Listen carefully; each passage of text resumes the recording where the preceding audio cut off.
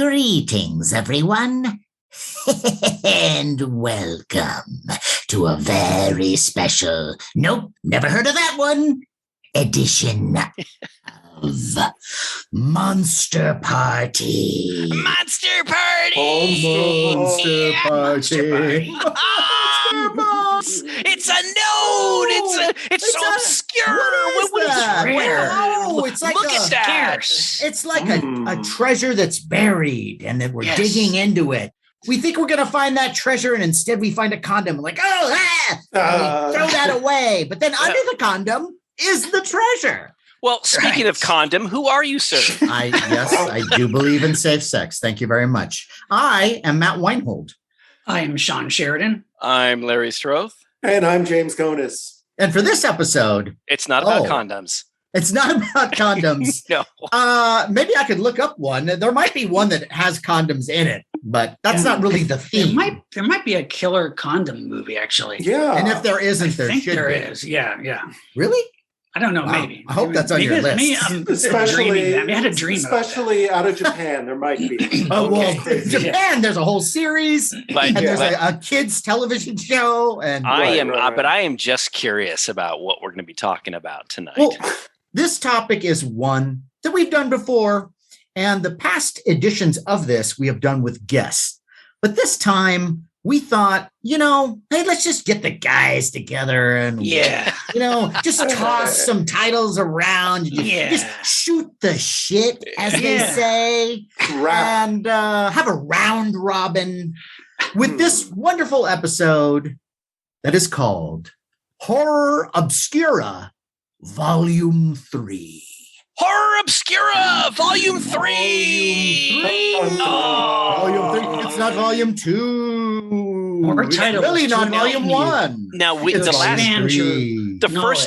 first time we did this was episode 60 when we did an episode with Dave Higgins. Yes. Be careful with those numbers if you don't mind. No, it's changed. Back on. Well, I'm just saying it's around 60. It's around 60. There you go. Released around April 14th, 2016, and Dave was great. We talked about a lot of horror films that just really aren't that well known. Yeah. But the second time we did it, was back in 2018 in January, where we had the amazing C. Courtney Joyner, who's got this amazing knowledge. And he talked about treasure trove. Yes. Cinema history. And he told us some great stories about some of these films that we brought up. Remember the Vic Mizzy story that he talked about? Sure. But anyway, this time around, we're going to shake things up a little bit. Are we? Well, because it's just us. Because it's just us. It'll be it'll be less trivia, more personal attacks. Yes. Yeah. Go with what you know. Now look, if for you listeners, if you've listened to those 2 episodes, you know that, the guys here, they've seen a lot of movies. I mean, we have Sean. I mean, what's wrong with you, Larry? Well, I've just too good for us. I've called Sean our film Yoda, or more like he's our silver screen sorcerer because he knows a lot of movies. Wow. And, do you have a teleprompter? No, but where's this coming from? James is our moving picture philosopher because he'll find some really obscure things, and Matt's cool. Basically our celluloid savant kind of a thing. So, thanks.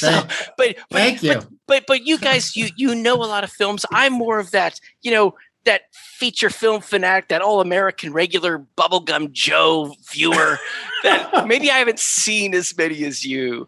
So Bubblegum Joe. Yeah, all-American Joe.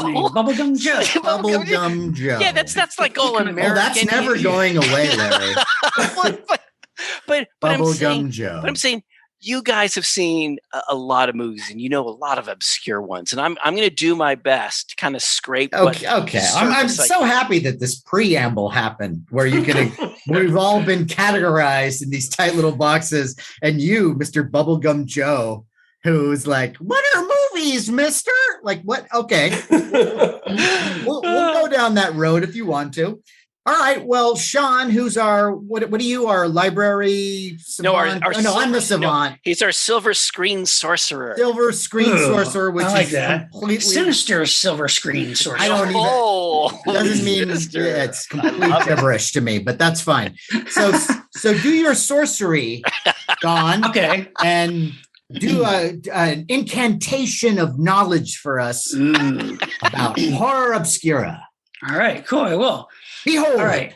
So here's a title that maybe hardcore horror fans may know of. It may not be that obscure to some people, but okay, it's a film has for a while been pretty hard to come by, and it's not mentioned too much, but it has quite a pedigree behind it. And this is from 1982 called Midnight. This is kind of like a runaway girl / crime / horror / backwoods / satanic slasher satanic movie, written and directed by John Russo, who wrote Night of the Living Dead. Sure, yeah. And this is like this. It's shot in Pittsburgh, shot in Pennsylvania, and it's a great kind of backwoods, creepy Texas Chainsaw kind of vibe of a film. And it's very low budget, a little amateurish at times, but it has that quality to it. It has that grimy, gritty, bleak quality that's really effective. I love all those things. Yeah. So the film is about this teenage girl who runs away from home because she's got this very sleazy stepdad who happens to be a cop. Yeah. But he comes home drunk and wants to have his way with her. The wife has no idea what's going on. So she runs away from home. She hooks up with these two guys who are in a van who are just drifter teenagers. This is the 70s. This is like late 70s, early 80s. Yeah. So she hooks up with them and they're just driving around trying to get some food. It turns out that they actually have been stealing from groceries to kind of get by, and they're trying to go to California or somewhere. And as crimes go, not the worst. Yeah. Okay. But they run afoul of these backwoods killers who have been killing these people throughout the county. And the opening of the movie is really creepy because it's like this young girl who's on the ground trapped in a bear trap. And she's screaming, and this mom and a bunch of like young kids come up to the girl trapped. It's like, well, we got to take care of her. You know, these demons, they come in all kinds of shapes and sizes. Can't let them fool you. And that's a little prologue. And then we get into this there's teenage kind girl. of a religious fervor. Yes, kind it's of like deal. It's like a family of Satanists, and it's now present day, and now those kids are now grown up and they're continuing the religion. And the mom is like, let's just say the mom is still there with them in the house. And basically they do these, they capture these people and kill them to get kind of stay immortal and blood sacrifices. And it's really effective because this young girl, she's running from the stepfather, and then she's got these other guys who, are also on the run. And then she runs into these Satan worshipers, and it's really good. Some of the acting is a little amateurish, but it's just got that kind of, it's got that vibe that, Are these backwoods killers? Are they Hick-esque? Yeah. They are very, very much so. One of them is John Amplis, who played Martin. Yeah. The stepdad is played by Lawrence Tierney. Character actors and lots of stuff. Yeah. Sure. He's like the only real name guy in this. But John Russo did this, and very much Russo's writing. Yeah. Did he write it too? Yeah. He did. I remember I had an issue of Fangoria with a Russo interview to promote the movie. And I remember, I'll never forget it. It was a black and white still from the film. It was a man tied up in a chair. Yes. And someone was holding a machete to his throat. Yes. And I'm just like, this guy's dead meat. There are some very effective, shocking gores in it. The effects were done by Tom Savini.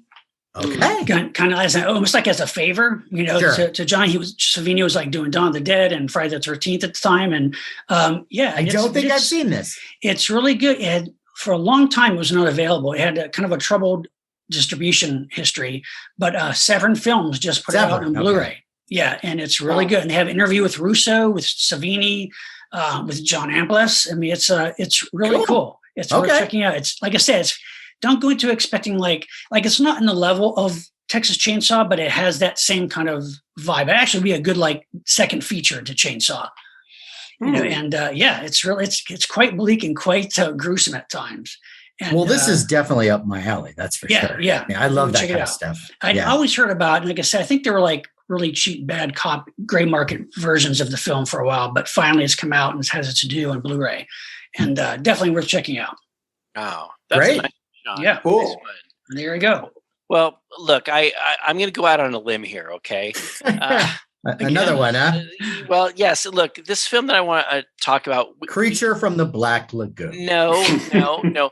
This film we had brought up maybe a couple times before in the past, but when I thought about it, it's like it's one of these films that I don't think is really that well known within the horror world, and there's a sequence in here that I think is very horrifying, and I do consider it a horror film, even though it's more of a action thriller. Okay. And it's from 1965, The Naked Prey.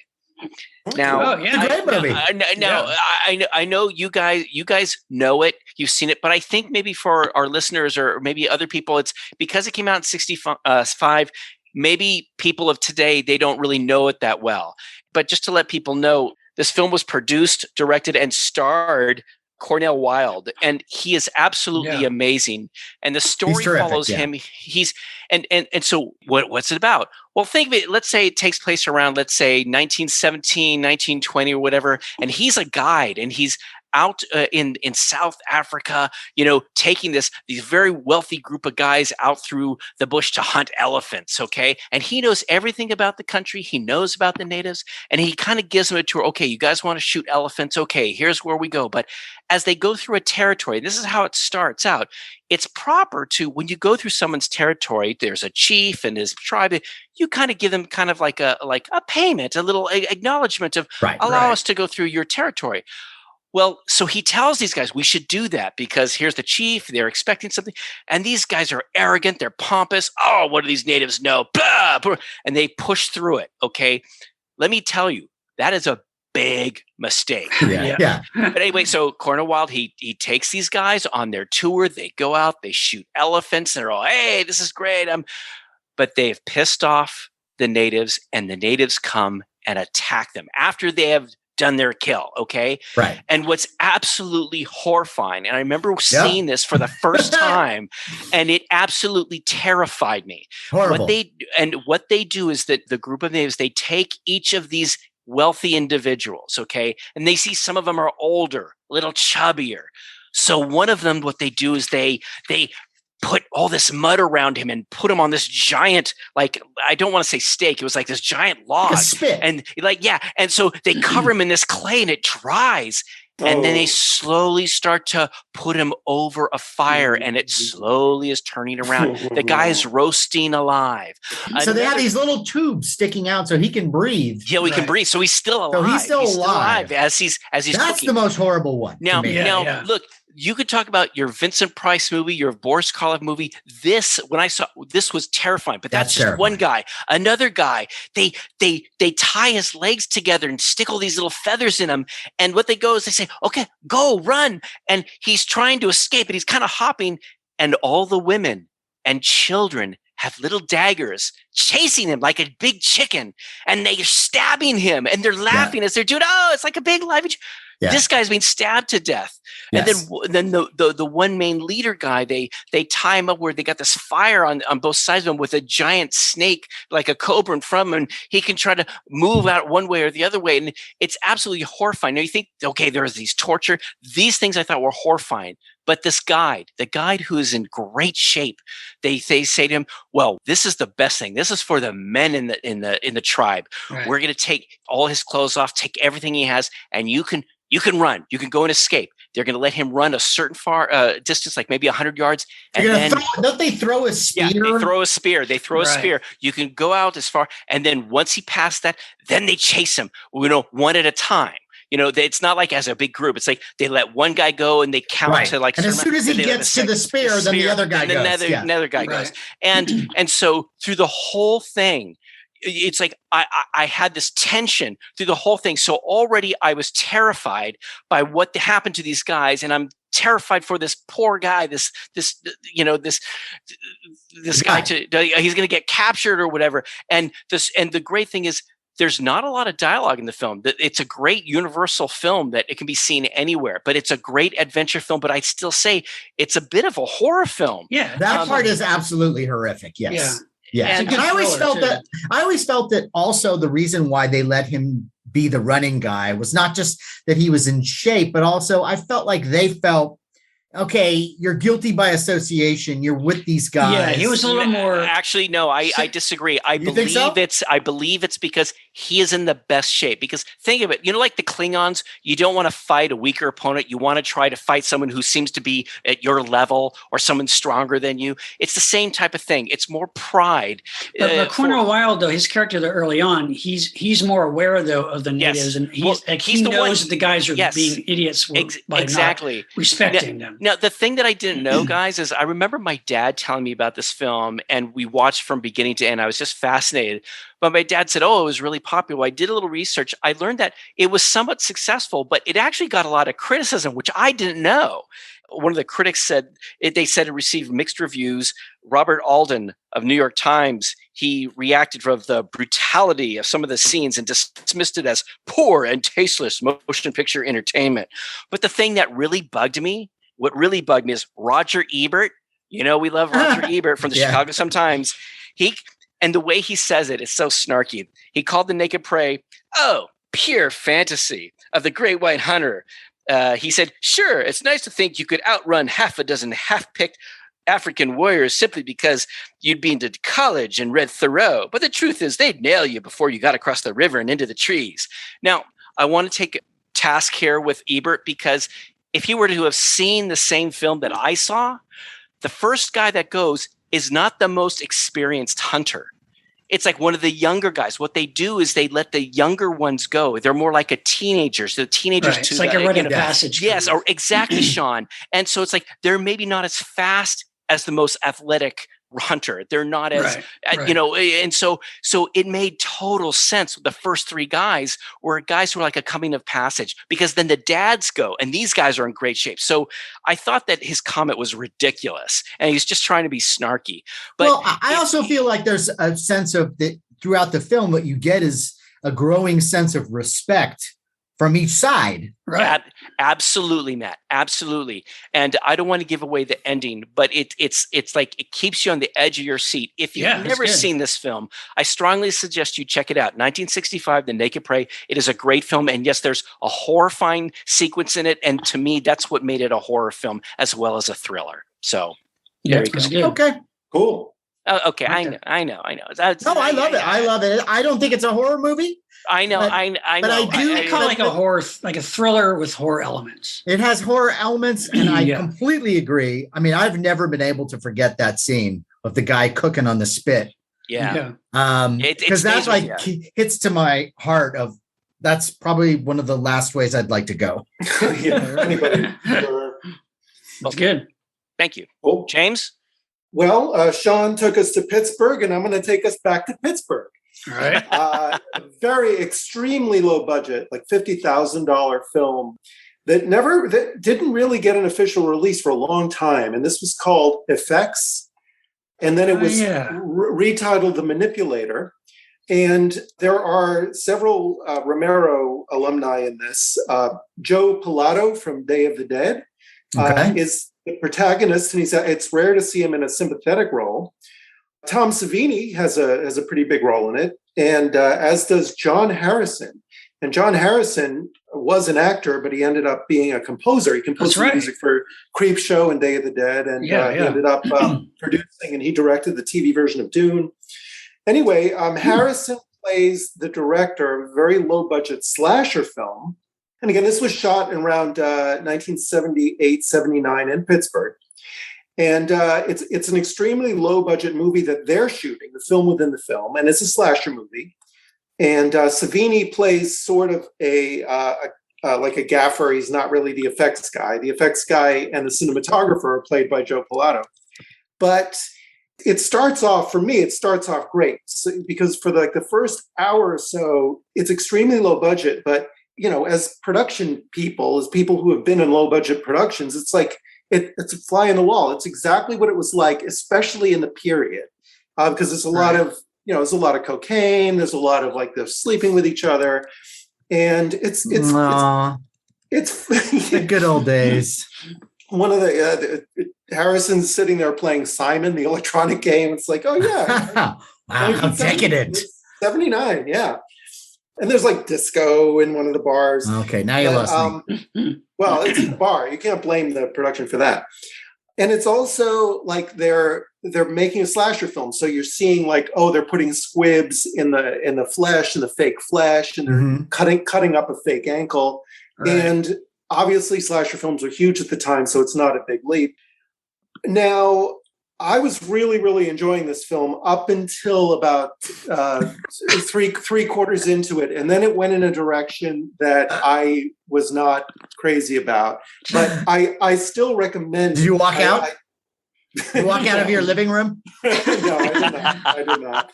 Because even in the direction that they took it to, which had to do with snuff films, it's still intriguing, and I can understand why they took it in that direction, but I had more respect for it up until that point. It played in some film festivals. Finally, Synapse released it on DVD in 2005, and then on Blu-ray a couple of years ago in 2017. It's funny, this film was so cheap that even the Blu-ray you can see was shot on like cheap 16 with all these scratches on it. But especially for anybody who's ever been part of a low-budget crew, you can definitely relate to some of this. And even just if you're like a fan of Romero and the people that he worked with, it's like, there's so many people involved in this that I do recommend it for that. Again, it's called Effects, aka The Manipulator. So wait a minute, wait a minute, I'm sorry. I just need to clarify. Is it FX or FX? Like, is it the word FX? Effects, EFF. Effects, okay. That's right, because there's a whole little subgenre of, there's that movie that you just mentioned, James, I've not seen, I know about, but there's also a movie called Special Effects that Larry Cohen did. That's kind of a thriller horror. And then there is the movie FX with Brian Brown, which is pretty popular. And he's like an effects guy, gets involved with murder and stuff. And there was movie. There was also FX 2. Yeah. And then there's also a movie which no one wanted. Right. And there's also a movie called Snuff. So there's all these kind of movies that kind of are around that. But that's why I think maybe Effects, the movie you're talking about, gets kind of lost in the shuffle. I've never seen that one, but I've known of it. Well, thanks, Sean. I guess I'll just cross off a couple of the films on my list here. Oh, fuck off. No. That was on your list? Yes. Which one? It's no. Just keep going. Keep going, James. Go ahead. Well, anyway, despite some bring it up anyway. I do recommend it. I think it's worth seeing, especially if you're a slasher Romero fan, and it's just interesting. Oh, yeah. Well, okay. So, Matt, are you going to take us to Pittsburgh too? Here we go. We all, Sean went to Pittsburgh. You went to Pittsburgh. I went to South Africa.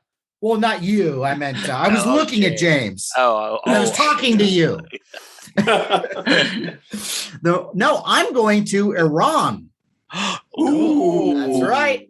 This is a Persian language movie from 2016, written and directed by Iranian-born Babek Anvari, and it's his directorial debut. And the film is called Under the Shadow. Under the Shadow. Under the Shadow. And so what this film is, it takes place in post-revolutionary Iran. And so it's during the Iran-Iraq War.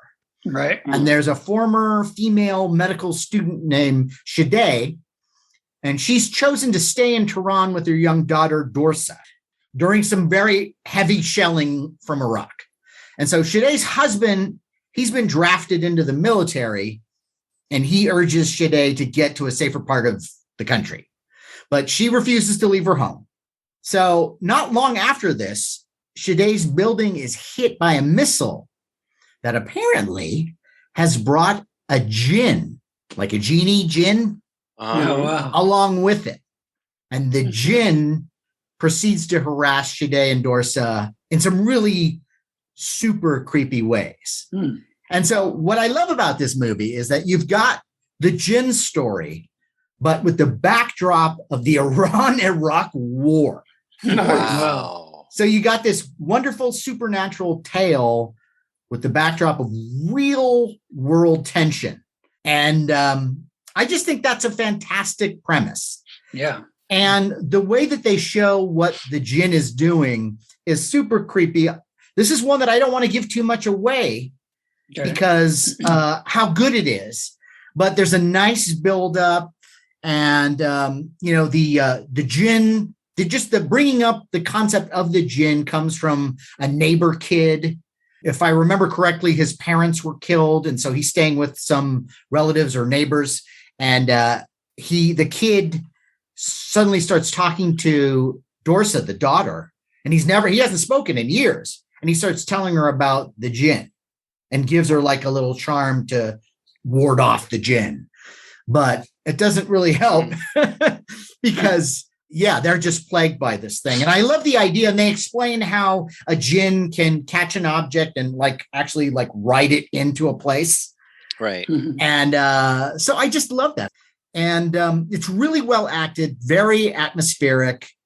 And how many Iranian-based horror movies have you seen? Well, where can I see this, Matt? Is this a DVD thing, or is it kind of YouTube? I believe I saw it on, I think it was Amazon Prime. But I'm sure that if you Googled this thing, you could either rent it from there. It might be on YouTube. I don't know, but it is available. The thing is, though, it's, I know that this is a relatively new film, but, there's a lot of films. There's so many films that get made these days that so many of them just kind of get, swept under the carpet or fall through the cracks. And this was one that really stuck with me. I watched it quite a few years ago, and I just remember it's one of those films too that's propelled by the performances because everybody is just so present and in this danger, and you really feel it. And they don't go crazy with the jinn effects. There's some subtlety. It's not conjuring jump scares. Right. So that's one that I strongly recommend. It's interesting. I like that. Yeah. I like jinn stories like that. Because you can go a lot of ways with it, and it's not of that well-known mythology, so you can kind of play around with it. You know what I mean? Well, the last good one that I remember was Wishmaster. Yeah, Wishmaster. Yeah, which I love. I like all those Wishmaster films. The first one especially. First one's really good. Is so good, and all the effects and the humor too. It's great. But that's a great one. I know that there's a newer jinn movie that keeps coming up on my Amazon feed that I think we watched the trailer to. It didn't look that great, but if someone has seen it and says it's great, let me know. Cool. Okay. That sounds good. Nice one, Matt. Sean? Okay, well, here's one that, again, is kind of was considered a bit of a lost film, and now it's kind of got a new lease on life through Blu-ray. And this is kind of a lost Paul Naschy movie. Oh, really? Wow. Called Howl of the Devil. Howl of the Devil. Great title. 1988, directed by Naschy. And this, in some ways, is like the ultimate Naschy film. He plays literally about 10 different roles in this movie. Wow. This movie is amazing. Regular Jerry Lewis. Yeah. So basically, Paul Naschy plays this bitter actor who... I'm right here. Right. Who he's like the actor who is trying to be legitimate, right? But his late twin brother was a horror actor who was very popular.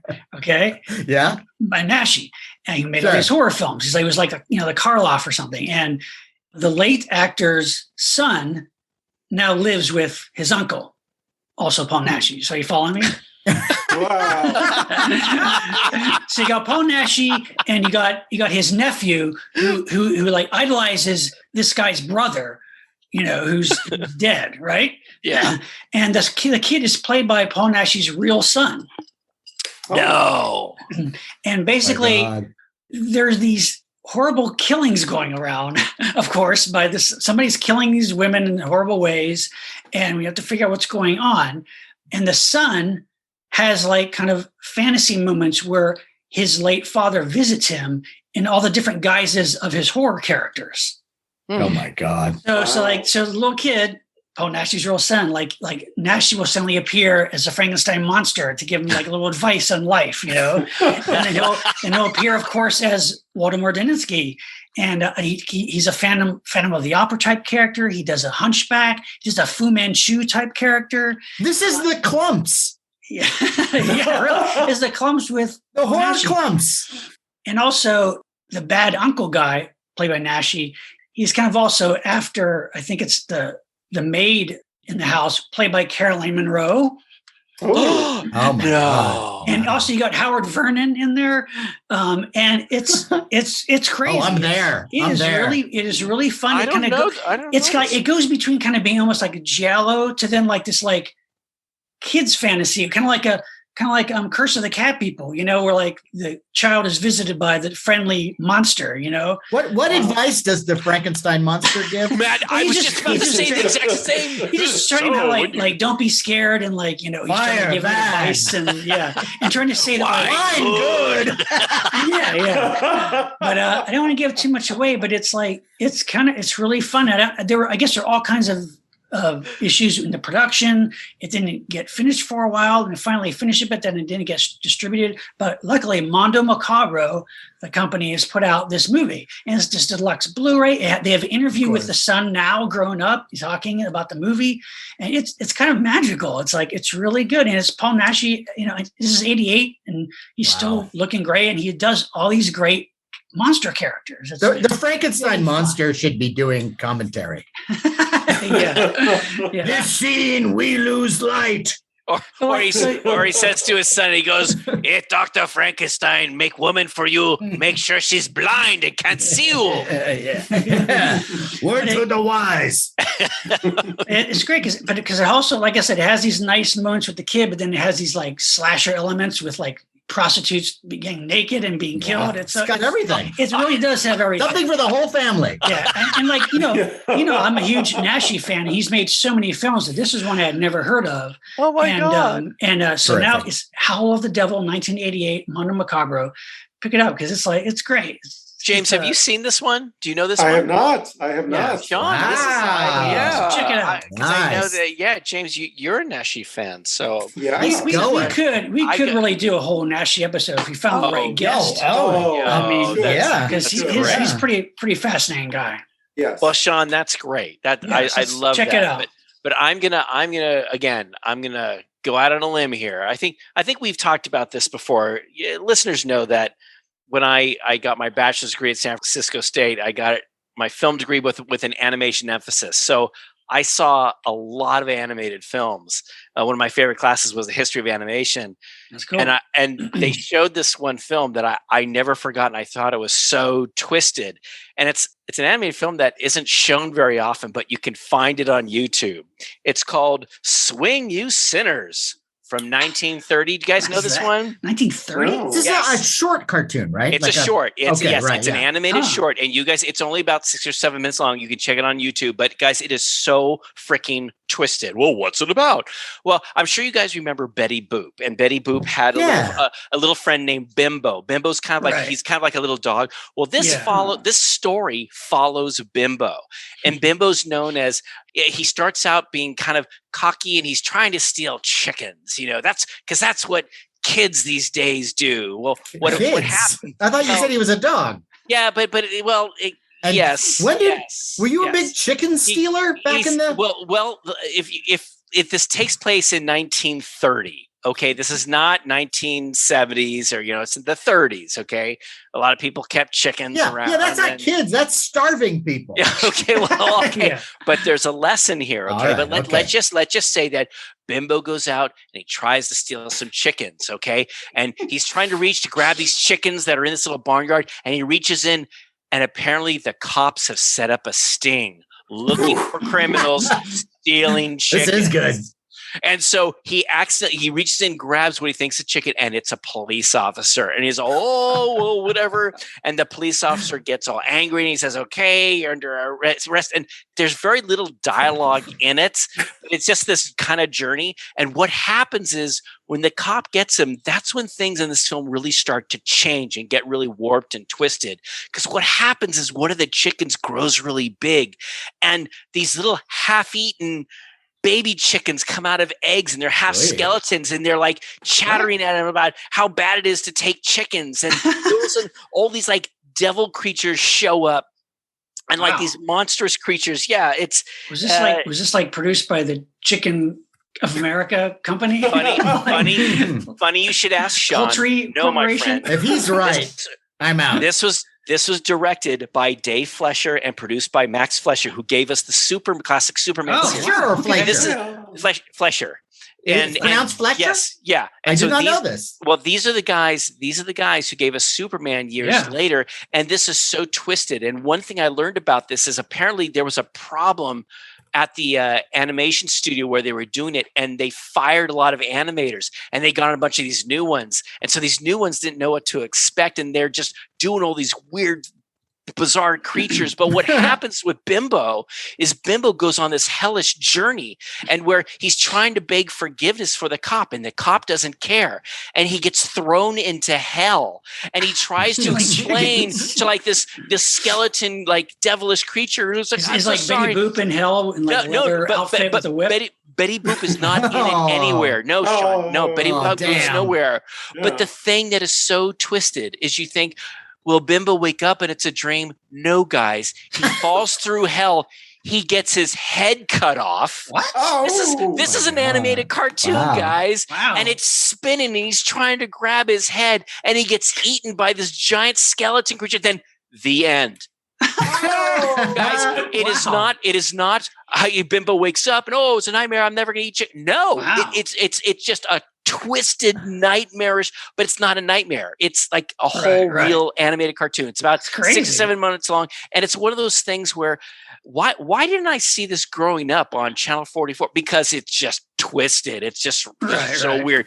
But you can find this on YouTube. If you want to check out something that's very Halloween-esque and very sick and twisted, check out Swing You Sinners from 1930, following the escapades of Bimbo, Betty Boop's little friend. So there you go.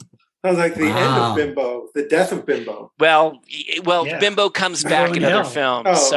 Now there was a little controversy at the time. Some people felt that, was it racially motivated? Was it for poor kids? They thought like what Matt brought up about not stealing chickens even though you're starving, kind of a thing. But look, the whole point of it was don't steal, basically. So I'm there you go. A chicken now. Wow. No way. Good, Sean. Wow. Good. I like that. I have to see this. Guys, it's a quick watch on YouTube. You check it out. Cool. Damn. James. All right. I was made aware of this title by Monster Party listener Pat Moody, who's into Japanese films, and this is a Japanese film from 1975 called A Haunted Turkish Bathhouse. I'm listening. And Japanese ghost stories, a lot of them share more or less the same trope, where it's like a loyal, well-meaning woman is done disservice by a greedy, unethical man, and she ends up dying, and then she comes back to take her revenge. And this is no different. This is from 1975 from Toei Studios. And it's about a brothel that has to shut down because the Tokyo outlaws brothels, but they plan to reopen as a bathhouse, quote unquote bathhouse. And one of the prostitutes decides that she doesn't want to be a prostitute anymore.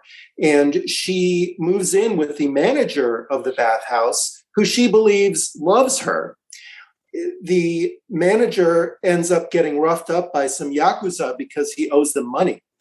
Okay. So as a loyal wife, she agrees to go back to the bathhouse to make money in order to pay the Yakuza back, not knowing that her boyfriend is actually the head of the Yakuza, who's completely duping her because he wants her to keep making money at the bathhouse. So all the while, he's pretending that he's owing money when, in fact, he's really just trying to get her to make him money. Right.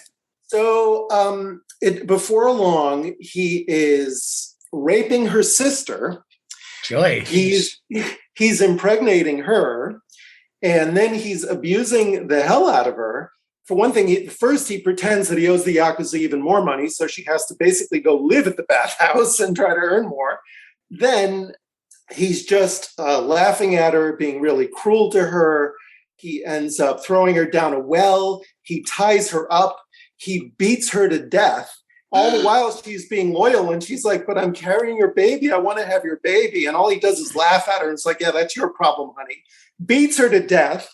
Jeez. And walls up her corpse, puts her corpse behind the wall. And on top of that, he steals some chickens. No. Well, really? He crosses the line at that point. And so now you can't do that to chicken. I know. She also had a pet black cat. And these are also tropes in a lot of these Japanese ghost stories. So, the cat makes some shadowy, sinister appearances. And meanwhile, the manager, he's just living it up with the other hookers and the mama-san of the bathhouse. And you know that he's in for an unhappy end. Well, the cat finally gets pissed off enough that he hurls itself at, the manager and all these horrible other people in the brothel. And you're not going to give us the ending, right? Well, so I won't give you the ending, but suffice it to say that the woman does reemerge from death in a very, very creepy form to exact her revenge, and which is not a spoiler because all these movies more or less formulaic. We know that, that something creepy like that is coming. But there's certainly, gratuitous everything. Well, this is the 70s, so is it pretty graphic and it's pretty very, very. Wow, I have not heard of this one. 1975, and it was directed by a man named Kazuhiko Yamaguchi, who also directed some of the extreme Sonny Chiba bear fighter exploitation movies, and Sister Street Fighter, and toy exploitation films like Delinquent Girl Boss. So it's a good time. Wow. Sounds like it. Yeah. A lot of, especially in the 60s, a lot of these ghost story movies are pretty, elegiac and staid. This is totally exploitative and it's fun. And I also just wanted to throw out this title, Haunted Turkish Bathhouse, because when am I going to have that opportunity? That is a great title. That's right. Yeah. Wow. So okay. I don't know that one. Yeah. Yeah. Check it out. Nice one, James. Nice one. Matt? Just have chickens in it, Matt. The one that I have does not, as far as I know, unless it was served by craft services. But it does involve a ghost. Okay. So this is a movie that I discovered by just surfing through Amazon Prime. And it's a 1960s film, actually made in 1960, called The House in Marsh Road. The House on Marsh Road. The House in Marsh Road. And it's a British film that came to American television as Invisible Creature. I've seen this with Michael Goff. No. Oh. It stars Tony Wright, Patricia Dainton, and Sandra Doan. I'm thinking of somebody else. Okay. And so here's the story. Jean Linton, who is Patricia Dainton, inherits a country house and some cash from her late aunt. And she moves into this place with her alcoholic husband, who is a wannabe novelist, and that's David. And so what Jean soon finds out is that the house is haunted by a protective poltergeist that Jean has named Patrick. Well, David turns out to be an even bigger asshole than we thought. And so he launches this plan with his newly hired sexbot typist, Valerie, to kill his wife, sell off the house, and then they're going to, I guess, run off together. Mm-hmm. So Jean soon learns that David is having an affair, but that doesn't stop David from trying to kill her and make it look like it's an accident.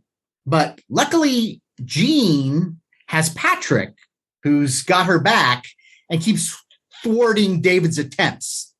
I don't want to give too much more away, but I ask you the question, will David eventually succeed in his plans for murder? Will Patrick give David his comeuppance? I think you know. Is it kind of like low budget British black and white kind of? Yes, it is. It is low budget British black and white. And I have to say, I enjoyed this movie. It's not a masterpiece, but what I like about it is that the story feels more like a film noir plot than a ghost story. Only you got a ghost in it in the middle. But you got the ghost. And the ghost is really, for most of the film, in the background. And early in the film, we know that there is a ghost because things are happening, like a mirror breaks and stuff moves around. And so, and then she believes it, but he's kind of like, yeah, I don't know. But I mean, what's cool about it is the casting, I think. Because Jean's okay. She's plays kind of a long-suffering wife who's just trying to make the best out of this horrible situation. But Tony Wright, who's David, I think is great at being just this horrible, unredeemable con man villain. Right. And you just love to hate him. And then Sandra Dome is the trashy and delicious Valerie. And she's something to behold. And so it's nice. And there's a lot of fun, tense scenes with when Jean finds out that there's an affair that's happening. And then the fights that Valerie gets in with David over, what are they going to do? And how are we going to get rid of her? And all this stuff is nice. And then the conclusion, I think, is terrific. Again, I found it, I think it was free on Amazon Prime, but I would bet that you could probably find this on YouTube as well. Okay. But this is one I'd never heard of. Right. And it's funny, going through Amazon Prime, I noticed there was I came upon this vein of just all these weird, obscure British films that sometimes you can find, it's cool. Sometimes you can find some little gems in there. Well, and that's what I love about our day and age. I mean, we kind of bitch and complain in a strange way about how, we were so happy to get these obscure films when we got them, when we watched creature features and such. Yes. And, here now you have all of the internet and whatever to dig around and see what you can find. Yeah. Yeah. You just have to know where to look. Yeah. You have to know where to look. Yeah. And what I do sometimes too, like some things like I'll go through like archive.org. I don't know if you ever go to that. I love that. But you can find a lot of great stuff there too. That's free. So anyway, this was a fun one. It's not, once again, it's not like a masterpiece. Right. But it is certainly a fun little drama that has a ghost and a very satisfying ending. It's cool. That looks interesting. Nice. I check that out. It's a nice one, Matt. I like that one. Cool. Sean, you got another one for us? Okay, here's a weird one. This is one I just kind of came across. I think maybe Eddie Brandt's Saturday Matinee. That's a place when I was looking for finding some old VHS tapes of some stuff. This is from 1982. This is a Canadian production called Murder by Phone. Murder by Phone? I think I've heard of this. I don't know this. It's also released. It was also known as Bells. Oh, yeah. No. And this directed by Michael Anderson. Did a lot of stuff. Logan's Run, right. Bunch of movies. But this movie stars Richard Chamberlain as this kind of lecturer, professor who gets involved in this plot because of something that happens to one of his students. And basically, there's a disgruntled phone company employee who has devised this device that makes telephones explode. So he calls people just randomly. He would just call it like a payphone, like this starts out like this student of Richard Chamberlain. That's how he gets involved. Yeah. She just answers this payphone that rings in a subway. She picks it up, and what this device does is sends this voltage through the phone. So basically the phone melts and explodes and blows the people away, and they go flying across the room in sparks. It's kind of like scanners, but with a phone. It's like you're gonna call everybody. I'm just calling to see. Is your telephone exploding? Okay. Yeah. I'll wait. It's really bizarre and crazy. It's played very straight though, but it's kind of involving. It's kind of well done. So Richard Chamberlain just gets involved in this plot and tries to find out what's going on because it's happening all over. This guy is tucked away in a secret place with this device and he's calling numbers. Also stars Sarah Botsford and John Houseman is in it. He's like a mentor of Richard Chamberlain who may somehow be involved. He's got a secret with what's going on. Barry Morse is in it. Wow. Has a mostly electronic music score by John Barry. Wow. It's really interesting. I don't think it's been available on DVD yet, but it's called Murder by Phone. It's like a horror thriller about exploding phones. It's probably the best exploding phone movie ever made, I'm guessing. So I would say check that one out. It's not. Would it be a good double feature with Telephone? I was just going to say that. I love Telephone. That's 70s thriller with Charles Bronson. Donald Pleasance. Yeah, they're sleeper agents who are. Donald Pleasance is like the bad guy who makes this call. Wait a minute. Donald Pleasance is a bad guy? Yeah. He calls people and they've been like hypnotized. They were like Russian agents way back, but now they've been hypnotized to be regular Americans in society. But when he tells this section of this Robert Frost poem, that suddenly snaps them into like their Russian mode and they plant bombs and sabotage people. I have promises to keep. That's right. Yes, that's right. Miles to go before I sleep. And Nice. that's Lee Remick. That's a good movie. But so Murder by Phone might be a good double feature with that movie, actually. So so check it out. It's very strange, like I said, done straight, and Richard Chamberlain's good in it, and it's kind of a neat little thriller. Cool. That's a nice one, Sean. I like Yeah, that. that's great. Yeah. That's deep. Now, okay, this one that I'm going to bring up, I'm pretty sure all you guys have seen it, but maybe to our listeners, it's maybe not as well known. And I'm talking about a film that was made in 1988. It's a Dutch film called The Vanishing. Oh, yes. You guys Yeah. see- Great movie. Now, the funny thing is, The Vanishing, it's a Dutch film, so it's got subtitles, and a lot of people go, I don't want to watch a film in subtitles, but I had heard a lot of positive reviews about this film. It was like pretty scary and whatnot, and my wife and I, well, actually, I saw it first by myself, and it's so good. And the funny thing is, in Dutch, it's called Spoorloos, and it's translated into Traceless or Without a Trace. And it was directed by a guy named George Sluizer. And the film was considered to be so good, studios in the United States brought him over to remake the film in English. Don't do it. And I'm going to tell everyone. So this film they made with America's Jeff Bridges, Kiefer Sutherland. I never saw that one. But Sean, you shouldn't, because the ending is different, and they fuck up the ending. Really? See the Dutch version. Now people go, so Larry, what's the deal? So imagine it's like you're a couple and you're going on a trip and your girlfriend says, oh, I'm having this funky dream about, I don't know, like I'm being, whisked away or something like that. I think nothing of it. Hey, we need to get some gas in our car. Pull over the gas station. How many times has this happened to you guys? You're going to fill up the tank and then your girlfriend says, hey, I'm going to go and grab a snack. Right. So, okay, fine. Go grab a snack. You're filling up the car and then, okay, finish up, put the cap back on, put the thing back on, and then you get in your car and you're waiting for the girlfriend. Wait, is she in the restroom? What? She's not there. Okay, well, I'll just pull over so someone can move in. I'll just park and she's probably in the store somewhere, and she's not in the store. She's not in the restroom. Where could she have gone? And this guy goes around the place, and it's, where did she go? I mean, she's an adult. She can just vanish. And that's what happens, folks. She literally vanishes without a trace. And some people go, well, I'm sure there's camera. Guys, this takes place in 1988, where, there aren't a lot of like cameras everywhere. Okay. Right. So it's like, this guy has no clue. He spends all day trying to talk to people at the gas station. Where's my girlfriend? Here's a picture of her. No one knows where she is for a long period of time. And so what happens is, what do you do? What do you do? Basically, apparently this turns into a crusade kind of, my girlfriend vanished. She's missing. He puts ads in the paper. He does all this stuff. He goes on talk shows, and he's relentless for weeks and weeks and months into years. Yeah. And you wonder what goes on. Out of the blue, well, kind of not out of the blue, because we kind of know kind of what happened in a way, but he gets contacted by this person who seems to know what happened to his girlfriend.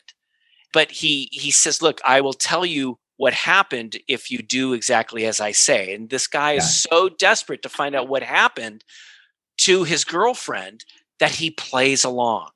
Now, I saw this film and it was it was just haunting. It was so haunting. I don't want to give it away, but I will tell you this, guys. I forced my wife, who's my girlfriend at the time, to see this. And I said, because my wife is one of the friendliest people. She talks to anyone in the gas station, and I said, honey, you are too damn friendly to everyone you meet. And so she saw the film. She knew what I was talking about. She goes, okay, I will be more aware of my surroundings. And it's not like don't trust people necessarily, but just be more aware of what's around you, kind of a thing. But it's such a great, chilling film. And I will say, how it ends, I did not expect it. No. It is chilling, and the Dutch version is great, but I will agree with Matt. Do not see the American version. Go check out the Dutch version. So from 1988, The Vanishing. Cool. Very good. Love it. Nice. Love it. James? Somehow I was not aware of this title all my life until it just came out on Blu-ray as part of the Universal Horror series, which is great. They put 4 movies on Blu-ray. Sure. Yeah. And this was like volume 6. And I want to say that this very well may be the last Universal Gothic horror film before they went more into science fiction. And it's got Boris Karloff and Lon Chaney Jr. in it. Oh. It's from 1952, and it's Black Castle. Yeah. Oh, yes. That's a good one. Yes. Doesn't get talked about too often. No. And it was completely off my radar. It was directed by Nathan Duran, who had done later Attack of the 50-Foot Woman, but he had been an Oscar-winning set designer for How Green Was My Valley. And it shows because the movie is beautiful to look at. It's got incredible set design. And you wouldn't think that this is like a B picture, like a programmer, because there's so much attention that's paid to what's on the screen. And the plot, in short, is that Richard Green is a British aristocrat who fought in Africa, and a couple of his friends that he had fought with had visited this Austrian aristocrat, this count, played by Stephen McNally. And he's convinced that the Count had murdered them because they disappeared after they visited him. So he goes to his castle on invitation, mainly to find out what happened to his friends. And Boris Karloff plays the Count's personal doctor, who you think is this really sort of sinister guy. Maybe not so much. Mm-hmm. Henry Corden plays a servant, and you wouldn't know it, but like years and years later, he ended up voicing Fred Flintstone. But this movie, it moves. It's got momentum. It's got humor. It looks beautiful. Yeah, and, I like it. Lon Chaney Jr. is, at that point, this was when he was in his downslide and he was really bloated. He plays a character named Gargon, whose tongue had been cut out. Yeah. That's easy. Oh, dodge that bullet. You don't have any lines. I gotta say, I really enjoyed this movie way more than I expected to, and it's way cut above most of the Universal B movies. It's kind of like I said, it's not a Universal title you get mentioned that much. And I really Michael Pate. Right. I think it might very well be the last Universal Gothic horror film, because after that they went into color films 50s and Creature from Black Lagoon, and right. And William Allen produced this as well. Cool. Black Castle from 1952. The Blu-ray also includes a commentary by Tom Weaver. Nice. Oh, really? Yeah. So definitely recommend it. He did the Creature Chronicles book. That's right. Good one. Correct. All right, Matt. All right. Well, I'm going back to Old Blighty. Great Britain. Oh, yes, for a film from 2019, which is a horror comedy directed by Benjamin Barfoot and written by Danny Morgan, who was also in the film. The film is called Double Date.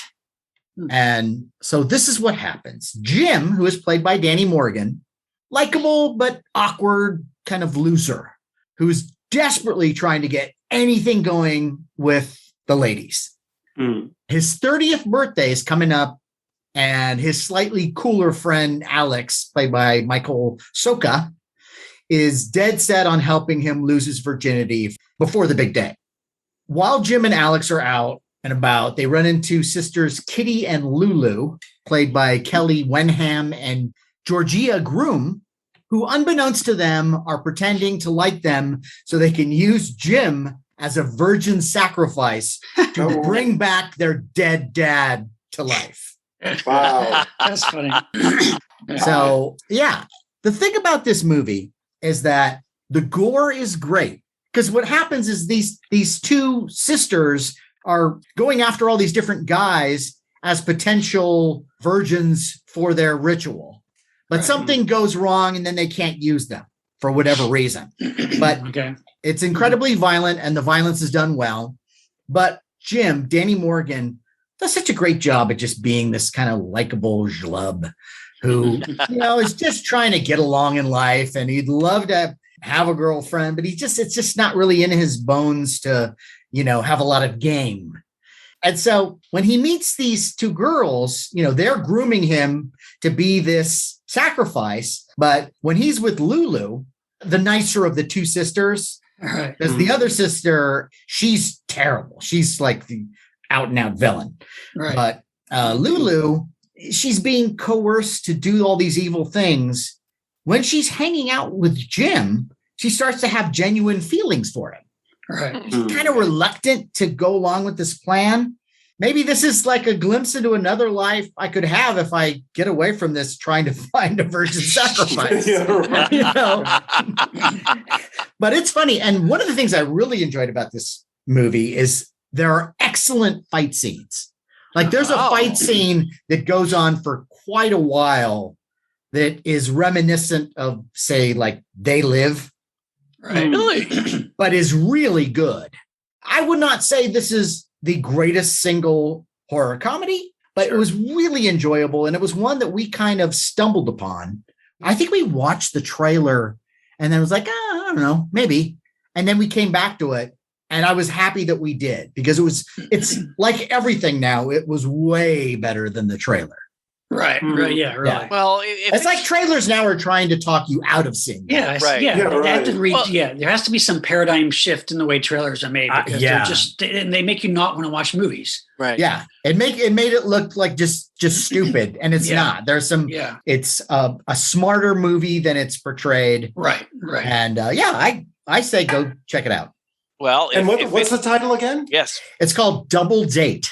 Double Date. And Double if Date. you recommend it, Matt, I will check it out. I think you especially would enjoy it. Yeah, okay, cool. I've written it down. Thank you. All right, good. Yeah. All right, Sean. Okay, here's one from 1970, a very low budget, kind of scruffy little movie that is pretty enjoyable. This, I would say, has got to be like the tail end of the horror hag subgenre. Oh, horror hag really subgenre. Really tail end. Like this is 1970. Okay. Miriam Hopkins. Oh wow. And a pretty old Miriam Hopkins plays a washed up alcoholic wheelchair bound actress in Hollywood. And she's kind of like she has had a recent fall, so she's in a wheelchair. She's an alcoholic. She has a maid and a housekeeper and a secretary. The secretary is played by Gail Sondergaard. Oh, so it's kind of like having some of the old classic Hollywood. So Miriam Hopkins decides to bring in and employ this kind of handsome guy as her in-home caregiver. Mm-hmm. But this guy's nuts. And he may or may not be involved in some horrible murders. Apparently there's some murders going on and bodies are left like right below the Hollywood sign. Ooh, wow. It's very much a movie immersed in like the decaying Hollywood, Mm-hmm. The Hollywood sign itself. It was at the time. And they show that like this is like the Hollywood sign is in pathetic disrepair in this movie, you know. So there's these killings going on, and this caregiver guy played by John David Garfield, son of John Garfield, the actor. No. Wow. So he's like this handsome guy who's like kind of a swinger guy, at least to Miriam Hopkins, but he's kind of nuts. He has bizarre psychedelic dream sequences. You know, he imagines himself killing people. He may or may not be a killer. And he starts basically playing all these mind games with like the maid and the housekeeper, driving them crazy and you know, insinuating himself into Miriam Hopkins' life. And he takes her to this wild party and gets her high, and he begins having a sexual relationship with her too. Wow. Oh, wow. Way older. Wow. And Miriam Hopkins really, you know, I got to give her credit for like going all out and just, you know, making the most of this part. There's even like some semi-nudity with Miriam Hopkins in this. Wow. Are you kidding? It's pretty sleazy, yeah. And it's got I have her calendar. yeah. And also because it's 1970. Snap-on tools, I believe. It's 1970, so it's kind of it's almost already dated because it does a lot of psychedelic kind of 60s stuff in it, you know. Sure. But it's really fun. It's like that kind of, you know, that claustrophobic stuck in this Hollywood mansion movie with this guy and this old batty woman. Joe Besser plays a Hollywood tour guide who goes by the house and, you know. Oh no! Yeah, it's really crazy. I want to really weird. see you naked, you. Crazy. What's the title of this movie? Well, it's known under two titles. It's Hollywood Horror House. It's also known as Savage Intruder. Hollywood Horror House is a better Hollywood title. Horror House? Horror House. I think I bought that vibrator once. Savage Intruder. Savage Intruder. Right. But anyway, but so you got like, it's kind of interesting because you got like the kind of callback to old Hollywood, but now it's like got this like early 70s, late 60s vibe, and it's very garish, you know, and like all the blood is that like light colored blood that doesn't look right. Yes, right. Oh, It's man. great, you know. So anyway, I know again another new Blu-ray release by Vinegar Syndrome this time. Got to give these credit to these companies that are putting out these gems, these obscure gems. Otherwise, you never see. So, Sean, I want to watch them all. Sean, how's it look? I mean, as far as the no, it Blu-rays, looks good. I mean, it in all its like cheap, gaudy glory. It looks really good. Yeah, it's funny because people need to remember that in the 1970s, Hollywood was like, it was not a clean place. You know, it was right. like, Well, that it was was really. It was, I mean, especially like by the early 70s, it was Lots of hairs in the gate.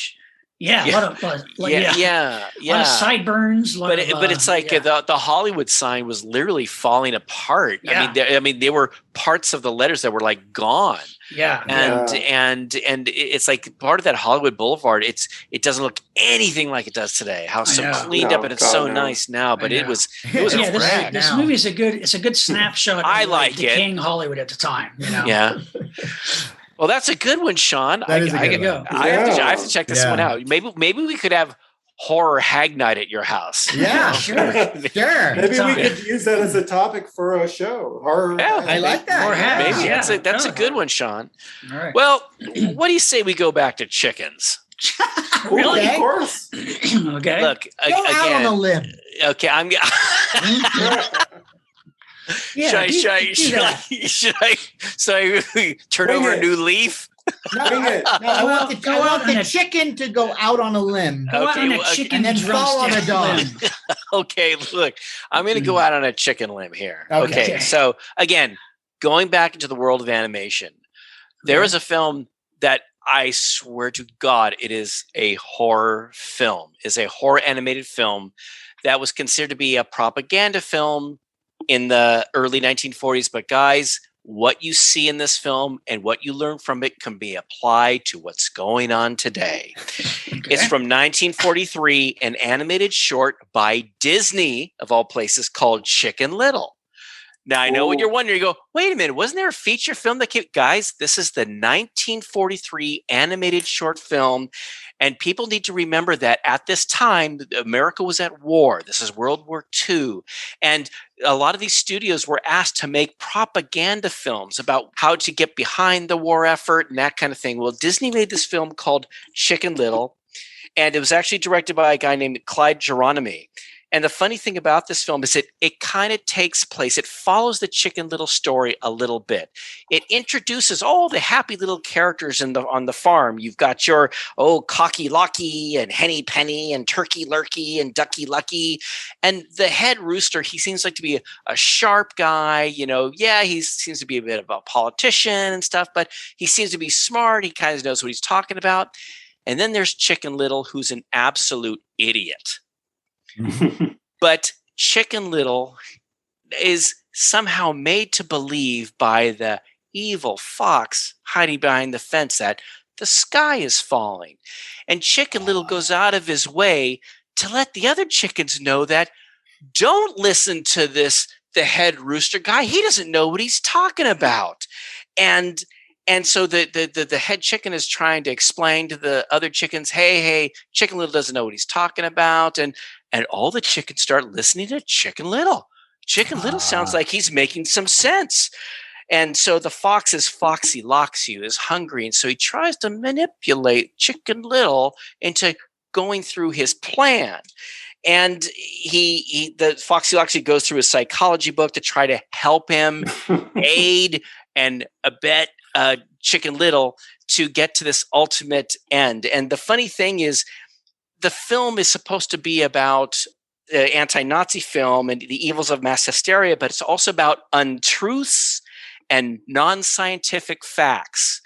Again, guys, if you watch this film, and you can find this on YouTube, you look at the parallels for like 1943 and today, you go, oh my God, it's trippy how the stupid little Chicken Little is manipulated by some evil person to persuade some chickens to do something that's not the right thing.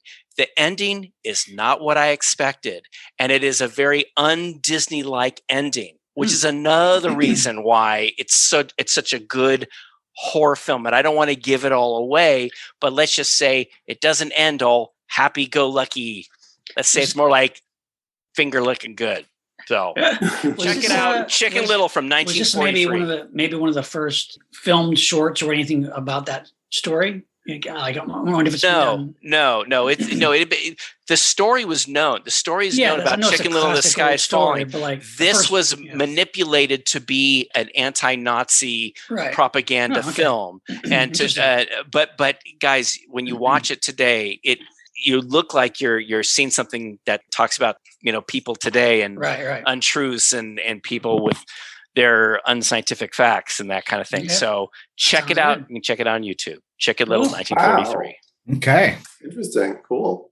Chicken Little and Rooster Fauci.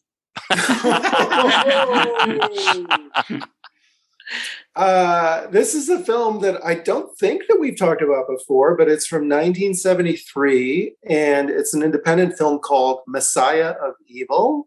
Oh, yeah. Love it. And it was co-directed by a married couple, Gloria Katz and Willard Huyck, who had also... They're a great couple. Well, right around that time, they had also written American Graffiti with George Lucas. And then since then, they went on to direct Howard the Duck and write Temple of Doom. Right. But interesting. Should have stuck with Messiah. Yeah. And it stars Mariana Hill, who a year later would be in Godfather 2 playing Fredo's wife.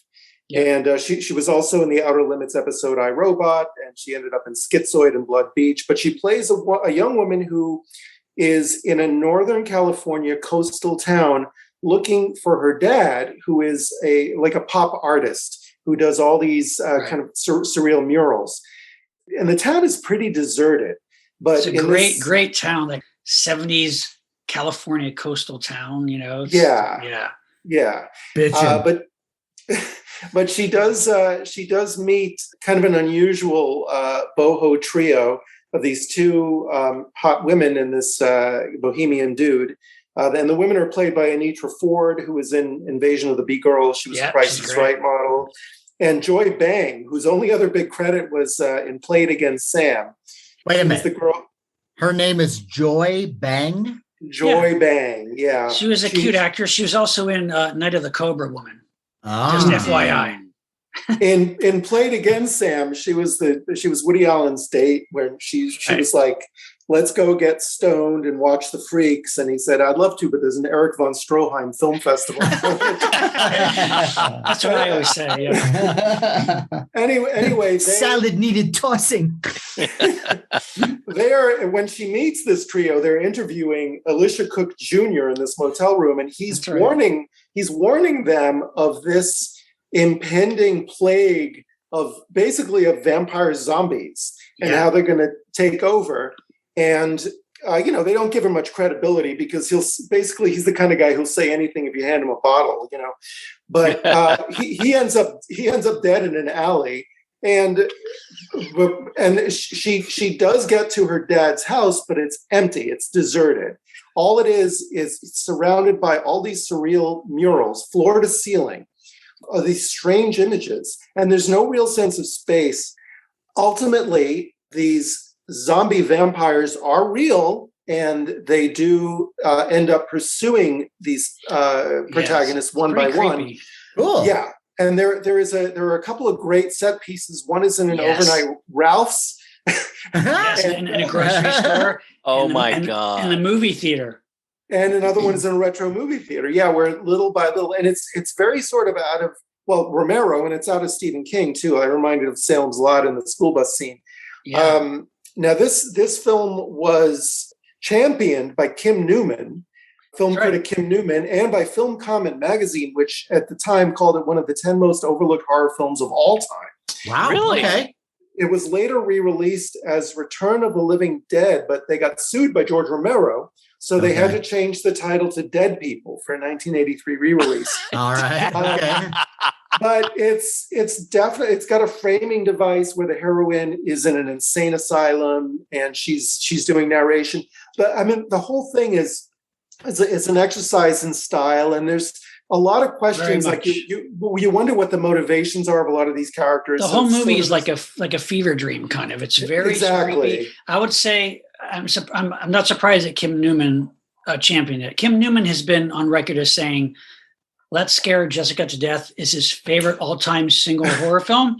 Wow. This movie, Messiah of Evil, very much has that kind of vibe to it. Really? Yes. Okay, great. Yeah, and it was also for years and years was in public domain and lots of shitty, crappy versions of it on DVD and VHS. I think it finally got, I can't remember what company, but it finally got a decent Blu-ray release of it.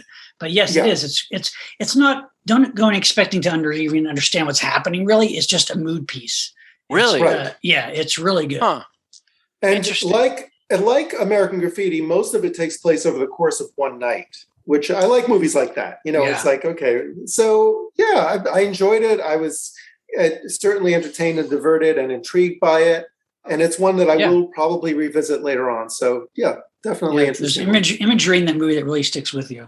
Yeah, big time. I love it when we come out of these things and I have a new list. Yeah. Yeah, that sounds great. Yeah, that's a good one. Yeah, check it out. Matt? All right. Well, to follow up with the zombie vein, here's one that is a prequel to one of my favorite zombie movies of all time, which is Train to Busan. Mm-hmm. So what this is a movie called Seoul Station. Seoul Station. Seoul, Korea. Gotcha. Okay. And it is animated. It's animated? It's an animated zombie film. And it's a prequel to Train to Busan? It's a prequel. It shows the lead up to the zombie outbreak in Train to Busan. Okay? Oh my God, I don't know this. It's so good. And they later, or I don't know if they were made at the same time or whatever, but there was a sequel. It's not really a sequel, but it was described as taking place in the same universe as Train to Busan, is Peninsula, which we watched too. And but this one is a lot of fun. It's really, the animation is I think great. And the story is, thing takes place around, of course, Seoul Station. And Hae-sun is a runaway who recently escaped the brothel that she was working in to live with her boyfriend, Ki-woong. Unfortunately, due to money problems, Ki-woong wants to pimp out Hae-sun, but she's not having it. So they split up, and soon after, everything goes to hell with the zombies. And Hae-soon desperately is just trying to survive on the street during all of this mayhem. Mhm. And okay, so on top of that, you've got Suk-gui, who is Hae-soon's father, and he's doing everything he can to locate his runaway daughter. Okay. So that's the backdrop. But what happens in the movie, like all the zombie stuff, considering that it's animated, is really unsettling and haunting. There are a lot of disturbing plot twists, and there's a big one that's like a punch in the stomach. And then there's also this dark, socially relevant undercurrent that runs through it. Right. And it is a million times better than Peninsula. Really? Yeah. And I'll bet Peninsula was much more widely seen because it was a sequel. Yeah, I mean, the fact you guys never heard of this, right? No. No. Matt, the animation, what is it? Is it cell animation or is it? I don't think it's 2016, so it's definitely computer animated, but it's made to look like cell animation. Right. Uh-huh. But it looks good. It looks like, there when you watch Japanese anime, there's usually kind of two versions. Yeah. There's that one that looks like traditional Japanese animation, and then there's the kind that looks a little bit more like Akira, Sure. it's a little bit Right. more based in reality, and that's this. Mhm. Right. Okay. But it's great. There's a lot of emotion in this film. I was taken aback by the fact that it was this good, considering it was an animated film. Well, I wonder why they decided to go. I mean, because I think Train to Busan, I believe, was a pretty popular and pretty good hit. I wonder why they great. decided to make Such it a great animated. film. Yeah. And it seems like they took a while to come up with anything. Maybe they didn't want to do a sequel because the original was so good. And I respect that. Yeah. But this was a real surprise for me. That's And cool. I know this is one that you can find on Amazon Prime, and you might have to rent it. And I would suggest watching it in the best possible quality you can. Right. Okay. Because there's lots of little nuances when it comes to the animation and just the The visual direction. style. The visual style, yes. Yeah. Cool. Just Yeah. Nice. So that's a great one. Yeah. Nice Very one, cool. Matt. Sean? Okay, here's one that is a little more of a recent film from the 2000s. I don't know how obscure it is, but I had never heard of it when it came out, and it has a really big cast, and it's really cool. It's really unique. This is from 2003, called Identity. Identity. Get this cast. Mm. John Cusack, Amanda Peet, Ray Liotta, Alfred Molina, John C. McGinley, Jake Busey, Rebecca De Mornay. Wow. So this movie is really, really cool.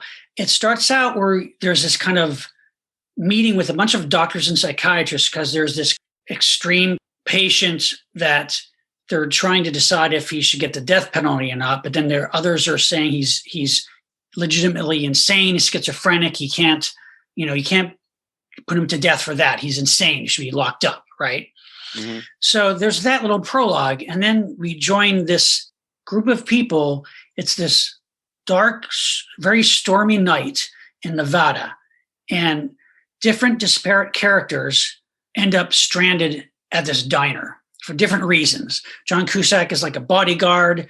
Ray Liotta is a cop who's escorting Jake Busey as a criminal, but then they crash their car. So one way or another, they all get stuck in this diner. Rebecca De Mornay is like this washed up actress.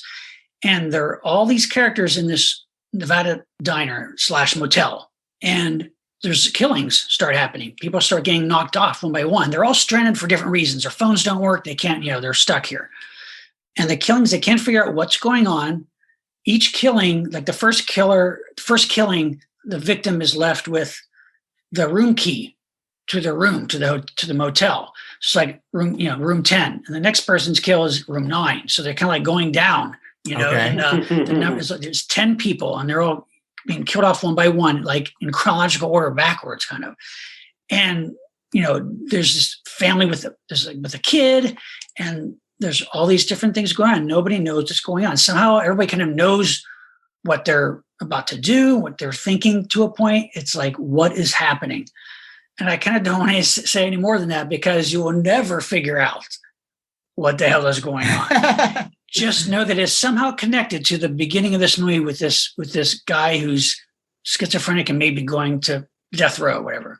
Right. But it is really cool. And I kind of did at a point figure it out, to a little bit. I mean, I'm like, is that what this is? Very cool. Like I said, I never heard of this movie. I don't know if it did well, but I mean, the cast is amazing. 2003, directed by James Mangold. And if you go with it, and everybody's really good in it. I mean, all cast is really good. Kind of gruesome at times, with some good killings. And I don't want to say any more than that, but you really check it out. It's very unique. I've never seen an idea like this really done before. So it almost will make, I guess in a way, it could have been back in the day, may have been like a Twilight Zone episode, but it's done very well as a feature film because it's very twisty and tricky. And you're like, whoa, wait a minute. So I say, check that one out. Identity from 2003. Nice one, Sean. Yeah. Nice one. Lovely. Fun. Yeah. Back in 1990, my wife, who was my girlfriend at the time, we decided to go on a trip to England. And we went to France, then we went to England. And while we were in England, she wanted to see some shows. And we went to one of these places where you buy 3, like a package deal. And she wanted to see like 2 of the big shows. And then there was a third show that kind of came with the package. And it was like a horror. It was like a horror play. I'm like, let's check that out. Well, we go see the first show. It was great. Second show, big, and the show was great. Carrie and I, we go to this third show like a few days later, small theater, and we go inside and we saw this play that we had no idea what we were going to see. We thought, it would just be nice to sit in a nice, cool theater. And it was so scary with a cast of only 3 people. And we were just mesmerized. We thought this was so great. We get back to the States and Carrie says, do you know, Larry, that it was made into a TV movie in England. So we tried to track it down. We found it and we watched it. And the movie it's so good. And it was made for British television in 1989. And it's called The Woman in Black. Now, this film has been remade a couple of times, but I would strongly suggest trying to find the 1989 version from British television. Because first of all, you're not like Daniel Radcliffe, who played Harry Potter, was in one of these. And it's kind of, it's Harry Potter. If you go to this 89 version, you're not into that. But basically, it follows a story. There's a very wealthy woman. She's an old widow and she dies. And this young solicitor guy is sent out to this big estate to kind of tie up all the loose ends, okay? And he goes out there and he tries to talk to people in the distant town, trying to get information about the people. Just don't want to talk to him. They don't want to acknowledge him. And you'll always see this woman in black kind of close by. And no one wants to acknowledge this woman or whatnot. And this man gets really frustrated because he's got to do his job, And so he eventually makes his way to this giant mansion. And he basically ignores the townspeople and saying, don't go to that house. It's got some bad things in it. And he decides to go into this Gothic mansion. And he learns as he goes through the mansion this horrible secret. And he becomes kind of enslaved in its terrifying legacy. And it's so creepy. And there's a lot of mood. I guess I would call it like a ghost story, as a horror story, but it's so good. And the stuff that happens in it and where the story goes, it deals with kids, and it's just really, really creepy. So it originated as a play, and then yes, it originated a play, but it was made into a TV movie, which apparently it'd been going. It was very successful. I don't think it's very well known, but then it was made into a feature film with Daniel Radcliffe. It was made again. So I mean. But I would say check out the British made-for-TV version. It was directed by a guy named Herbert Wise. He had done a lot of British television, and he really knew how to make it creepy. And there were some moments in this made-for-TV movie, as Carrie and I are watching it, that totally shock you. And Carrie and I jumped out of our seats when it happened. It's so good. Great. Wow. So it's a film that I really think is an obscure horror film. But it's popular enough that it's been made a few times. So I would check out the 1989 version of The Woman in Black. Very good. Nice. Cool. Well, I have a reincarnation double feature in the 70s. Let me guess. In the wake of The Exorcist. Yeah, these there were a lot of these sort of metaphysical possession movies. Yes. And this is the title that we all knew growing up, but it took me a long time to actually see it. And I know what you're going to say. The reincarnation of Peter Proud. Oh, yeah. From 1975, directed by J. Lee Thompson, who had done Conquest and Battle for the Planet. Sure, right, yeah. And eventually went on to do Happy Birthday to Me and all the Death Wish later sequels. But Margot Kidder plays a woman who has an abusive husband back like in the 50s. And she kills him. She murders him off of a rowboat with an oar. So you cut to the 70s years later, and Michael Sarrazin, who's on the other side of the country in California, he's having these recurring dreams that are very, very detailed, and the same dream over and over again of being batted over the head with an oar by Margot Kidder. So he's convinced that he is the reincarnation of the person that he has that she's killed. He's also having recurring dreams of his marriage to her and the things that they did together. So he researches what this past life who this was, and he tries to find out. He visits her in Massachusetts, and he meets her daughter, played by Jennifer O'Neill, falls in love with her daughter.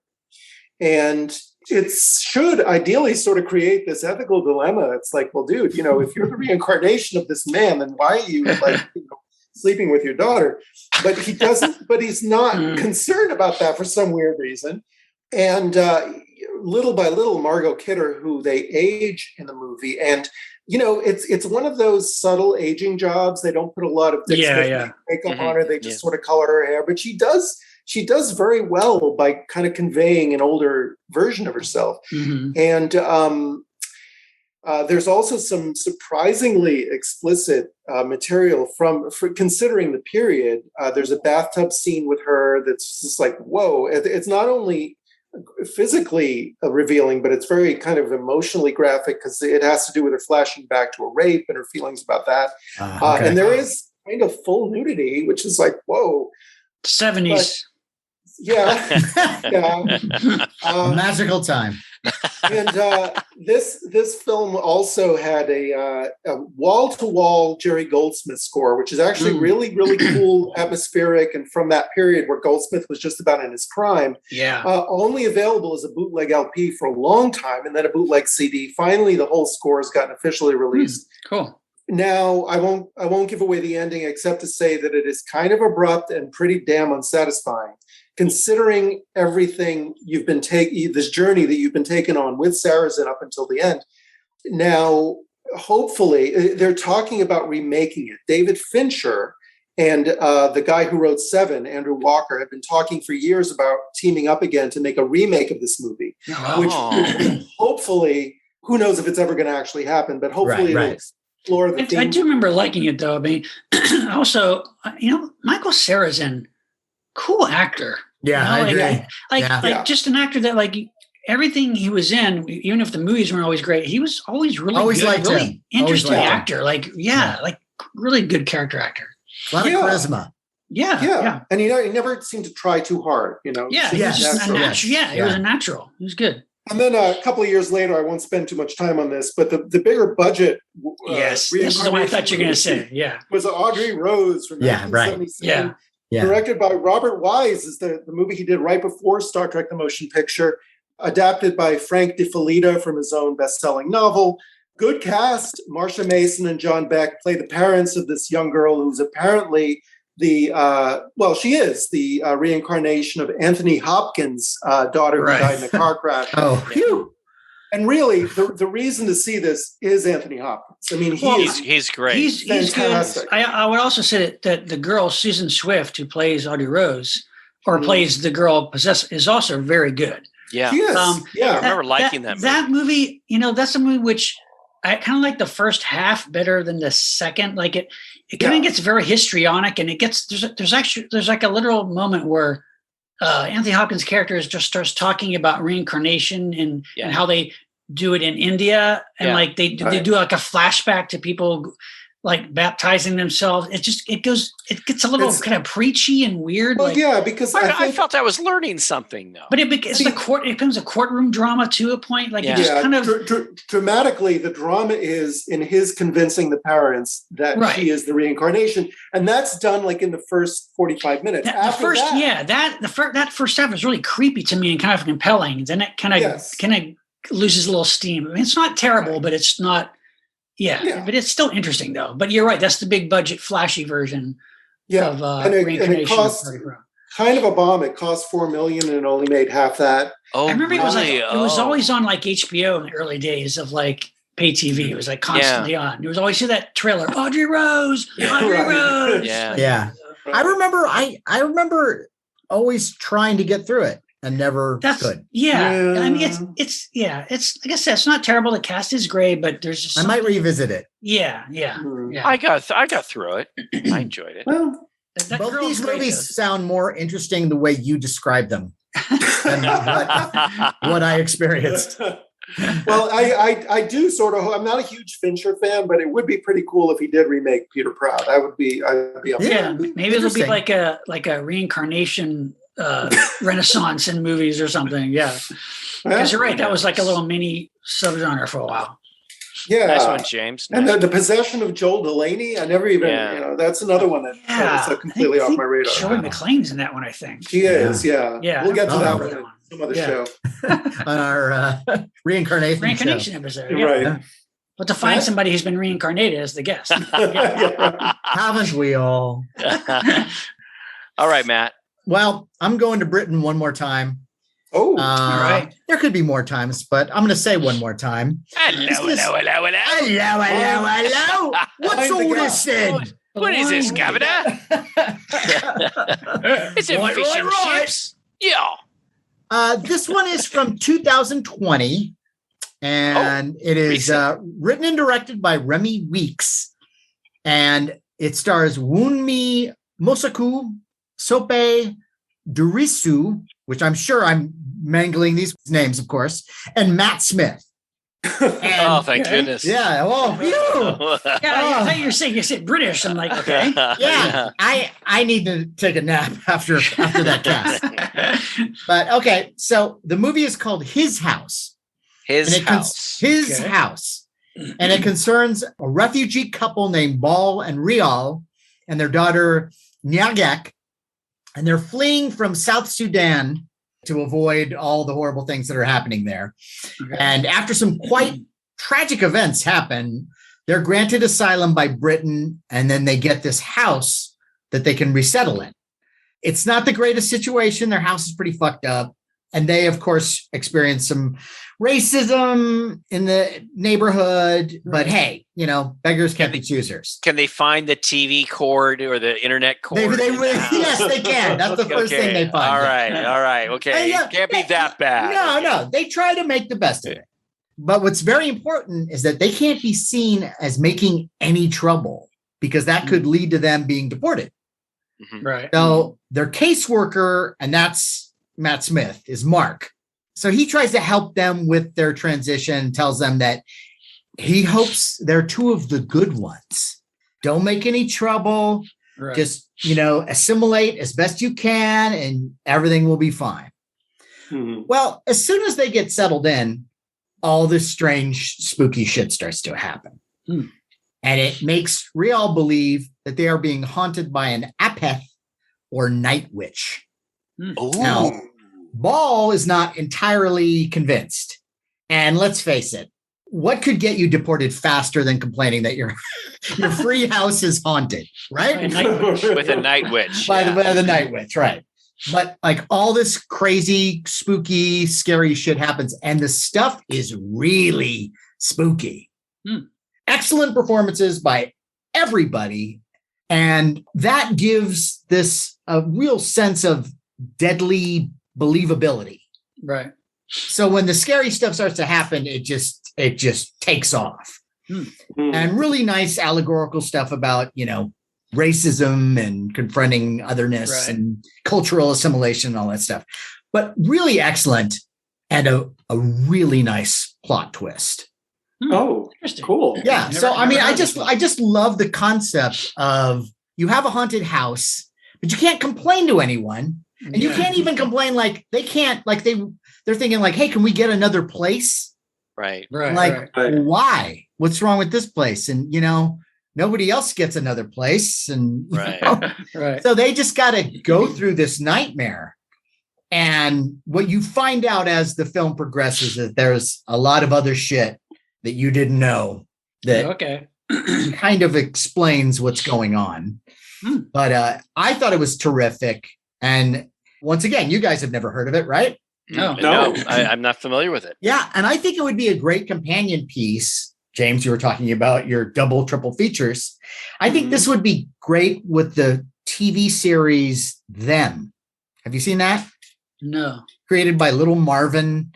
It's a TV series about a Black family that moves into what at the time is an all-white neighborhood in Los Angeles, which is Compton. Okay. Oh, So back then it's all white, and they move in and they're set upon by everybody in the neighborhood who are trying to get them out of there. But at the same time, their neighbors are against them. They're also being haunted. Oh, wow. my God. That's Yeah. cool. Great stuff. Cool. Yeah, I like that.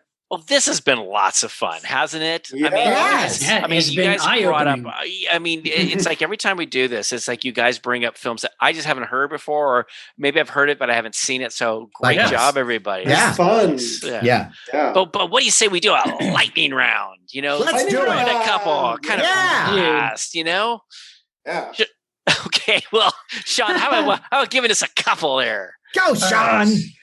All right, here's a weird film that I wouldn't say this is a great film, but the cast makes it worth watching. Pretty obscure movie, 1989, Dark Tower. Ooh. This is a horror film set in basically there's this big office building, high-rise office building, designed by architect Jenny Agutter. Oh, And she's like, she has a big office in this building, but the building is still kind of under construction, but people have been, there's businesses moving in and people were in there, but strange things start happening in this building.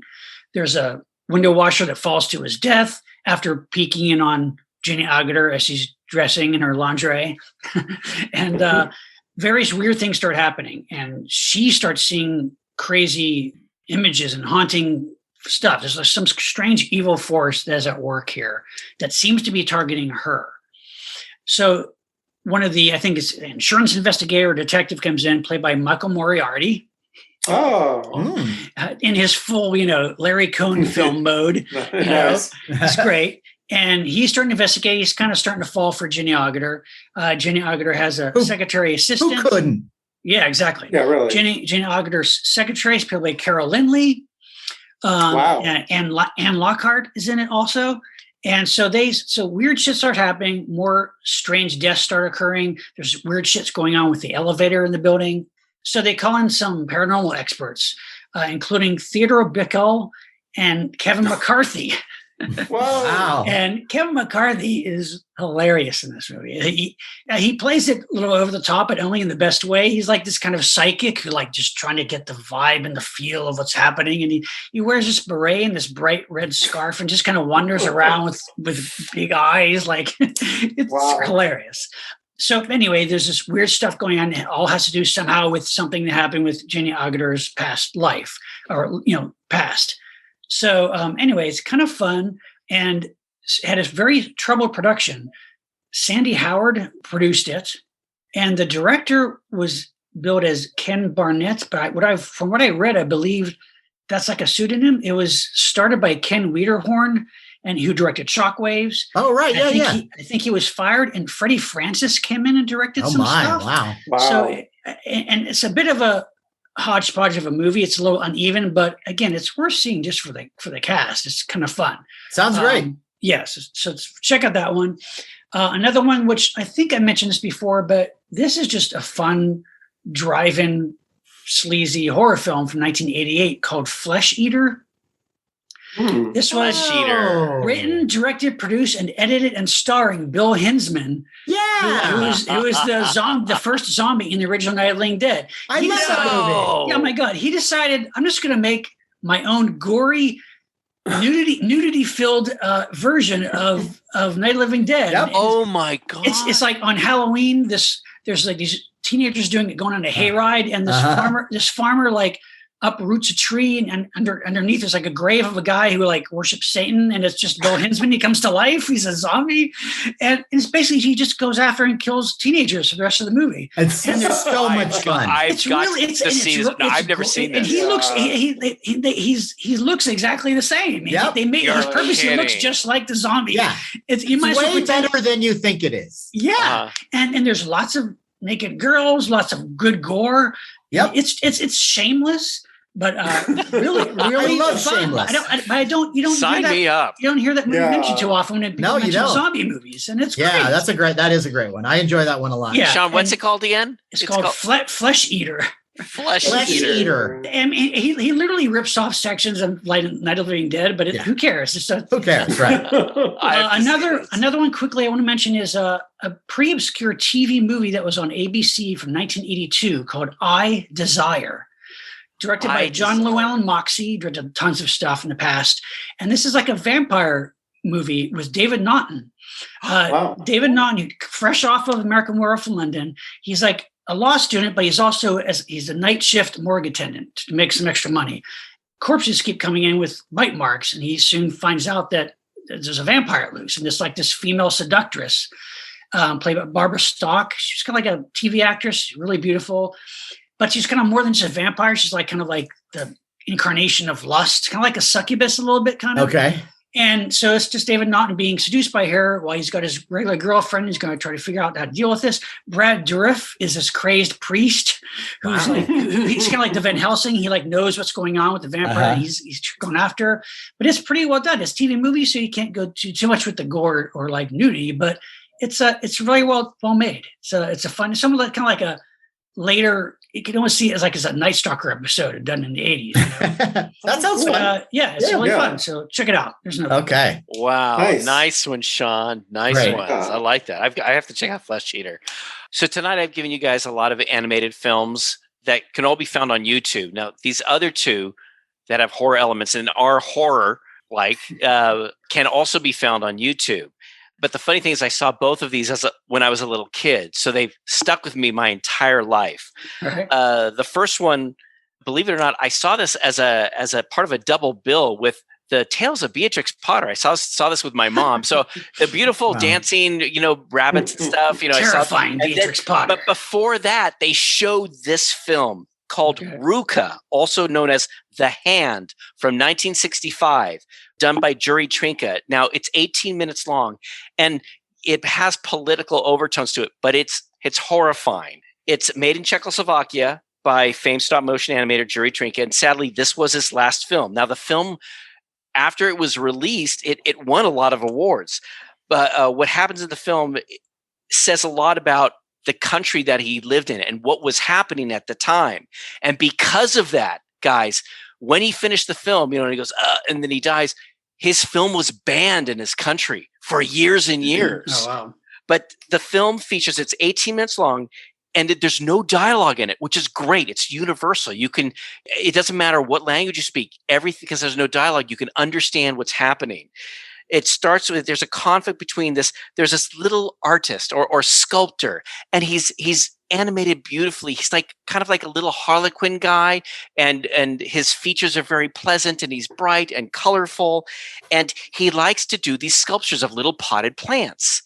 Well, all of a sudden, this giant, powerful hand comes in, and the hand, and it's very large. It suggests to the artist in its own little way that it should make sculptures of a hand just like it's a hand, but it should be in a very powerful pose.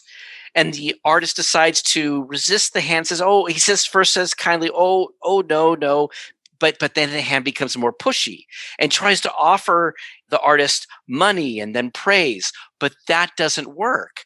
the artist wants to continue to make its little potted plants, and the hand gets angry and starts to kind of force the little artist to do these little things, and actually puts the artist in prison and forces him to make a little clay hands by like little strings, like he's a puppet on a string. Slowly but surely, this little Harlequin puppet starts to get dirtier and more darker and depressing, and it's really, really dark and sad. But he escapes.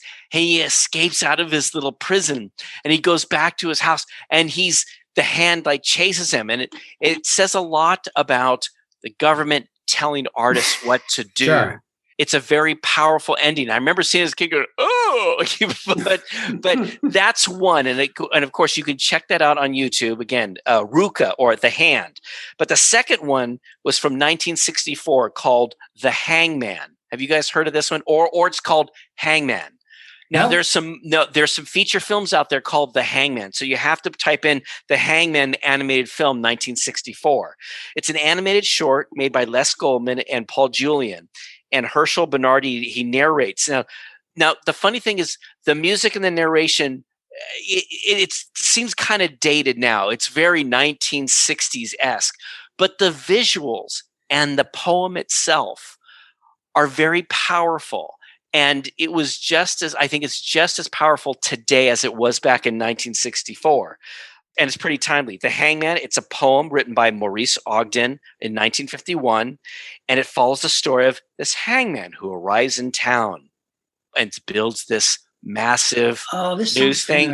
And it starts to grow in the town. And the hangman there's certain people in the town that he's after, and he starts to hang one day, another one another day. And the weird thing is, as each individual is hung, the others in the town are too afraid to object out of fear that they'll be next, or they simply just don't care. Well, eventually what happens is each person is hung, and where there's only one person in the town, the narrator. It's a very powerful, it's very creepy, it's very profound. It's suggested that the poem was based on those who chose to do nothing while others committed evil and injustices during the Holocaust. But also it's been used to describe McCarthyism in the 1950s. Regardless, the lessons learned in this. I mean, again, the music again and the narration, it seems a little dated, but check it out because it seems like it's just pictures and moving cameras, but slowly but surely things start to get animated until you get to the end. It's a very creepy, horrific, and very powerful animated cartoon. It won some awards too, but again, The Hangman from 1964. There you go. You can check it out on YouTube. All right. Larry, that reminds me of an episode we did called Creepy Kid Vid. I think we touched on that when we were growing up, like in the late 60s, early 70s, we were exposed to some pretty avant-garde shit. And some of it was considered appropriate for kids, but it's like there were so many cultural changes going on in that time. I was shown The Hangman in school. I'm not sure the nuns knew what we were watching. They were like, "Well, they're saying, oh, it's a good lesson for the kids," but it's really, really dark and creepy. So that's what's great about allegory. Yeah. That's why science fiction and horror work so well, is you can, slip these messages under the door. Totally. Yeah. But sometimes when you're a kid, you're just not prepared. You don't comprehend allegory. You're like, whoa, what the fuck is that? But certain images and moments still stick with you on a more base level when you're a kid, So right. Still, in some ways, it sinks in, Sure. Okay, here is a horror Western from 2013 called Dead in Tombstone. It's a hyper stylized Western, and there's a lot of these, and a lot of it, they're on streaming, they're direct to videos, a lot of CGI, and most of them are disposable. This one is actually a lot of fun. It was directed by someone named Royal Rini, and it stars Danny Trejo, Anthony Michael Hall, and Mickey Rourke as Satan. And no way. For that. Danny Trejo and Anthony Michael Hall lead a pack of outlaws that head to a town in Oklahoma to pull off a bank job. And then after the bank job, Trejo just wants to split with the loot, and his brother, Anthony Michael Hall, wants to take over the town. So they have a major disagreement in direction. So Anthony Michael Hall decides to kill his brother, Danny Trejo, who's the leader of the gang. Good luck with that. Right. He shoots him down multiple times. Danny Trejo is dead meat. But in hell, Mickey Rourke makes a deal with him. Says, look, I want the other members of your gang. If you can shoot off all these other members within a 24-hour period and make me their like slaves for life here in hell, you get your life back. So a year later, Danny Trejo gets to reemerge from the grave and take his vengeance out on his brother and the other 5 gang members. And it is actually a lot of fun. It's almost like watching an old Warner Brothers cartoon. It's animated. I was going to say, is it more like when you say hyper stylized, like Tarantino on crack kind of thing, like just the crazy editing and like over the top violence kind of thing? Yes, okay.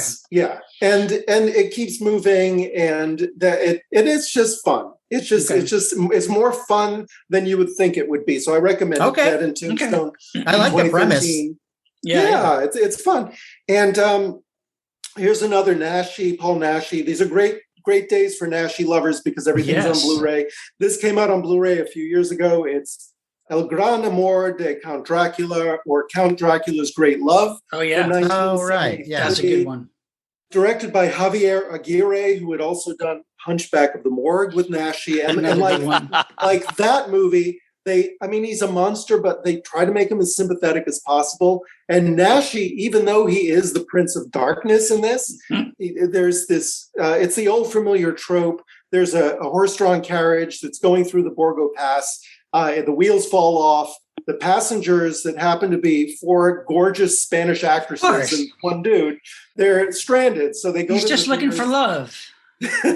Well, they go to the nearest castle where one by one they become vampires, which is typical. But what's not typical is that he and one of the ladies actually legitimately fall in love, and he wants to.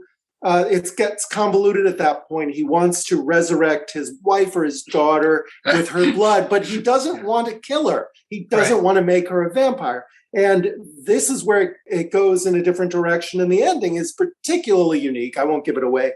But again, with Paul Nashi, Count Dracula's Great Love from 1973, some really interesting cinematography, great set design. And again, some really gorgeous actors to look at. So I think Nashi must have had it in his contract. Like, I will bed every gorgeous actress in this movie as in my contract. Yes. I'm going to plow through Europe.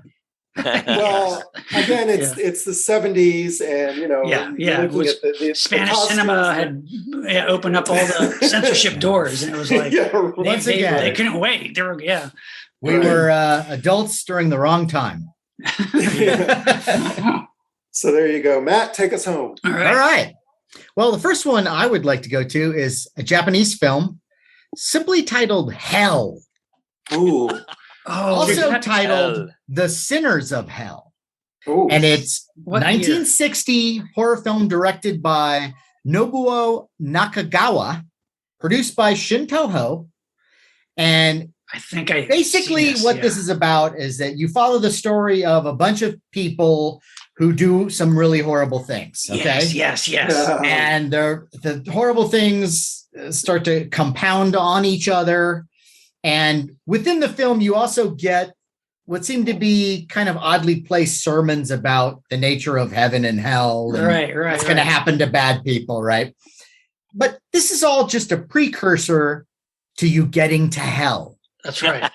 Because there's a point where there's some sort of party and everybody's just starts dying in different ways. There's some people die from like tainted fish that they eat. And there's all this salmon mousse. Yeah, right. Exactly. Someone ate the cake topper, so anyway, then everybody goes to hell.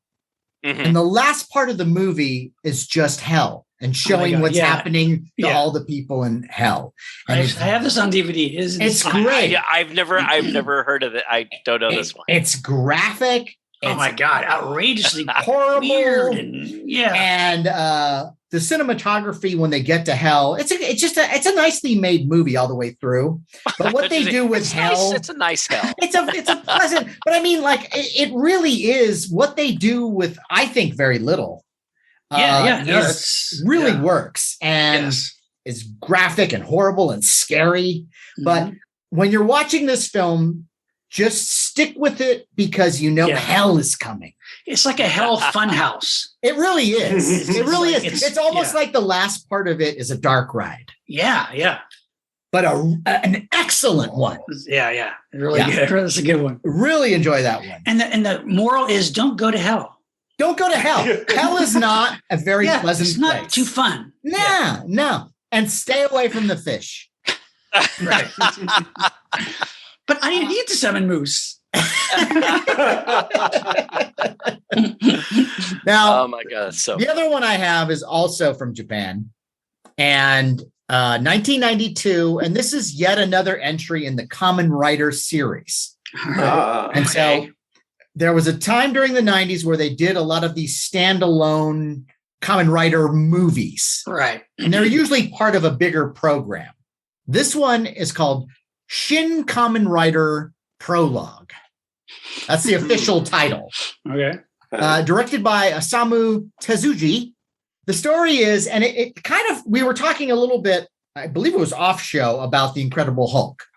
Mm-hmm. And this is kind of like the Incredible Hulk in a way. It's these geneticists, Dr. Kaza Matsuri and Unizuka, are working on ways to combat AIDS and cancer by performing experiments to strengthen the human body. And their test subject is the motorcycle riding Shin Kazamatsuri, who is also Dr. Kazamatsuri's son. Okay. Following this? Yeah. Now, little do many of the researchers know that this whole operation is run by this unscrupulous syndicate who want to create a race of super soldiers. What the syndicate doesn't know is that Dr. Onizuka wants to create his own race of super soldiers using grasshopper DNA. Oh, why not? And then he will act as their god. Crazy. Meanwhile, there's a bunch of murders that are being committed around town, and Shin dreams that he may be the creature that is responsible for them. Spoiler alert, he's not. After being hounded by the police, Shin eventually transforms, of course, into an insect-like super creature. Of course. Battles the real murderous monster. But the thing is, unlike past Kamen Rider incarnations, this guy doesn't really ride a motorcycle while he's the creature. Right. And the creature looks like a monster. You know, the other ones have kind of a superhero look with right. boots, and they look pretty sharp. This guy is it's like a monstrous grasshopper creature. But the design is great. It's scary. And the other monster is scary. And there's some real horrific violence in this thing that you don't normally expect from a Kamen Rider thing. Right. So this is like the one entry that's a full-on horror movie. It's a horror plot. It's monsters fighting monsters. And for me, what was fun too is that the creator of the Kamen Rider series, Shotaro Inishimori, makes a cameo in the movie. Huh? Nice. Okay. Nice. Now, if I could throw one more in, and this we can leave on, but so when we did our commentary for The Old Dark House, in our commentary, we discussed the actress Fenella Fielding. Who, love her. As we know in that movie, she's wonderful. She's one of the best parts of The Old Dark House for me. Yes, indeed. Yeah, same here. Yeah. Same here. And while discussing her career, we brought up Carry On Screaming.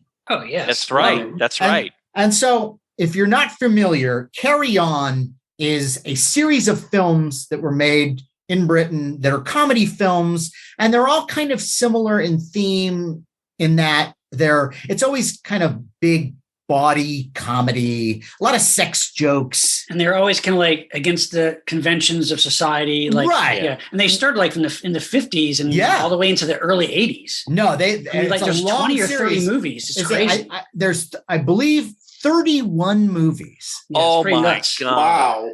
So the 12th movie in the series is Carry On Screaming. That was like in And- their prime when they were Yes. Yeah. And it's beautiful, this gorgeous color, and it's a flat out parody of Hammer horror films. Yeah. Look, are the jokes always great? Are they always fresh and funny? No. Some of them are kind of cringeworthy. Well, sure, But- But when you watch this and consider what it is and the time it was made, it's super fun.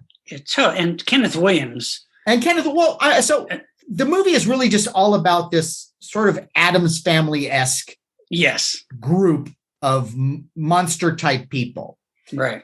And Fenella Fielding is Valeria, who's like a Morticia, like a trampier Morticia Addams. Right. And then you've got her campy brother, Dr. Orlando Watt, and that's Kenneth Williams. Right. Yeah, who's off the charts in that He's performance, right? Oh my God, he's Yeah. classic. I mean, he's hilarious. Yeah. And he's hilarious all the way through, I think. Many of the regulars like Jim Dale, Right. Joan Sims, Yes, all these- yeah. Charles Hawtrey. Right. Great. Yeah. You recognize these Yeah. British comics. Yeah. Yeah. And so Kenneth Williams' role is Orlando Watt, and he's brought back to life by electrical energy. But I must stress, he is not the Frankenstein monster. There are two Frankenstein monsters, hairy Frankenstein monsters that if you look at a lot of the books that we talk about on this show, these reference books, these horror movie books, or famous monsters of filmland, you will come upon occasionally shots of these monsters. And growing up, I was always like, what the fuck is this from? I know. Right? And his name's Oddbod. Oddbod. So the name of the Frankenstein monster, Oddbod. And then they make a second Oddbod Yeah. who is Oddbod Jr. Yeah, it's like a mini me Oddbod. Like a mini me. Right. And then on top of that, there's like a lurch type butler named Right. Socket. Right. And so the guy who's investigating this family is Detective Sergeant Sidney Bung, played by Harry H. Corbett. And so he ends up falling in love with Valeria. And who Of would, course. you know. Yeah, I know. Yeah. And so it's great. It's fun. And then there's also a mummy, and there's a Oh, yeah. Mr. Hyde type Sets are character You got that you comes got along. you got a small little part by John Pertwee in it. Yes, that's right. Yeah. Yeah, which is The great. third yeah. Doctor Who, John Pertwee. Yeah. So there's all these fun little sequences, and they get to play up the whole horror genre. And I would say, Larry, I know you don't normally like this type of thing, but I think you might like this because it's so ridiculous. broad. It's so broad. And Matt. Yeah. Where's like the Oddbod action figure? Where's the I little know, figure of right? That guy. Those are perfect. Actually, all of those. I would like to do. characters are Oh no, all of them. Oh my to have a gosh, Fenella Fielding. Oh my figure. gosh, yeah. How great would that be? A Yeah. Valeria I love- figure. There's literally a scene in the movie where she's laying very sexily on the couch and to the detective, and she goes, "Mind if I smoke?" Yeah. And he's like, "No, not at all." And then she starts smoking her body. I believe her autobiography is named "Mind If I Smoke." That's Nice. great. And I guess there's been a bit of controversy as to who did that joke first, the Addams really? Family Oh, that's or right. Carry that's On right. Screaming, because they're both Ooh. about the same time. You're right. Yeah. Interesting. But that I one's love fun. And that was one that I had been wanting to see in its entirety. And I would often go onto YouTube and I'd see like a section of it. And then finally, archive.org.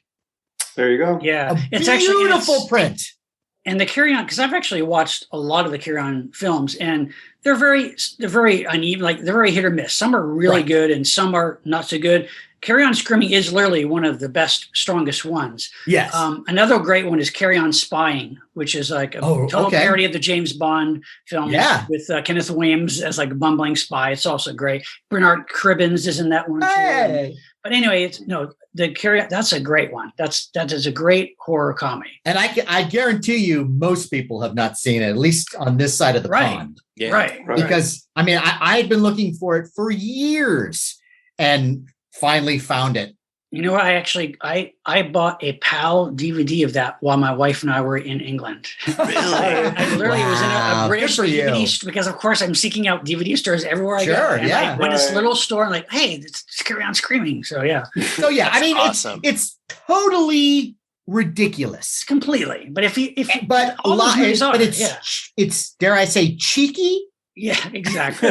Frying Tonight. Yeah, and totally enjoyable. Yeah, that's good. Give it a look. Guys, this has been so much fun. It has Thank been you. fun. It was It's nice always spending this fun. private time with you. Yes, it's amazing though. Like I love these shows because it just shows you, like, between the four of us, like we still find stuff that. Yeah. I mean, Get a whole new list. we've done over 200 episodes talking about horror films, but there's still movies that we haven't seen that we turn on each other on, and it's like, Yeah. it's great. Yeah. Yeah. It's really Beautiful. All right. Well, then let's raise our glasses and give a toast to obscure horror films, otherwise known as horror obscura. Horror Obscura. Yeah. Horror Obscura. Go get out there and dig up those gems. And just make sure it's not Bill Hinsman. Time for listener shout out. Shout out. Shout out. Shout out. Obscure shout out. This goes out to Rich Schaefer, our listener, who a while ago on Twitter, and I wanted to mention this. He did a little sketch of us from his favorite scene from Reptilicus, which not only had us cowering from Reptilicus, but Mecha Reptilicus. Oh, Rich, thank you so much. It's also it's kind of designed a little bit off of the poster too. I love Reptilicus poster. It's great. Yeah. Reptilicus. Can I just say, you saved Reptilicus. You probably put more thought and talent into that sketch than they did the actual movie.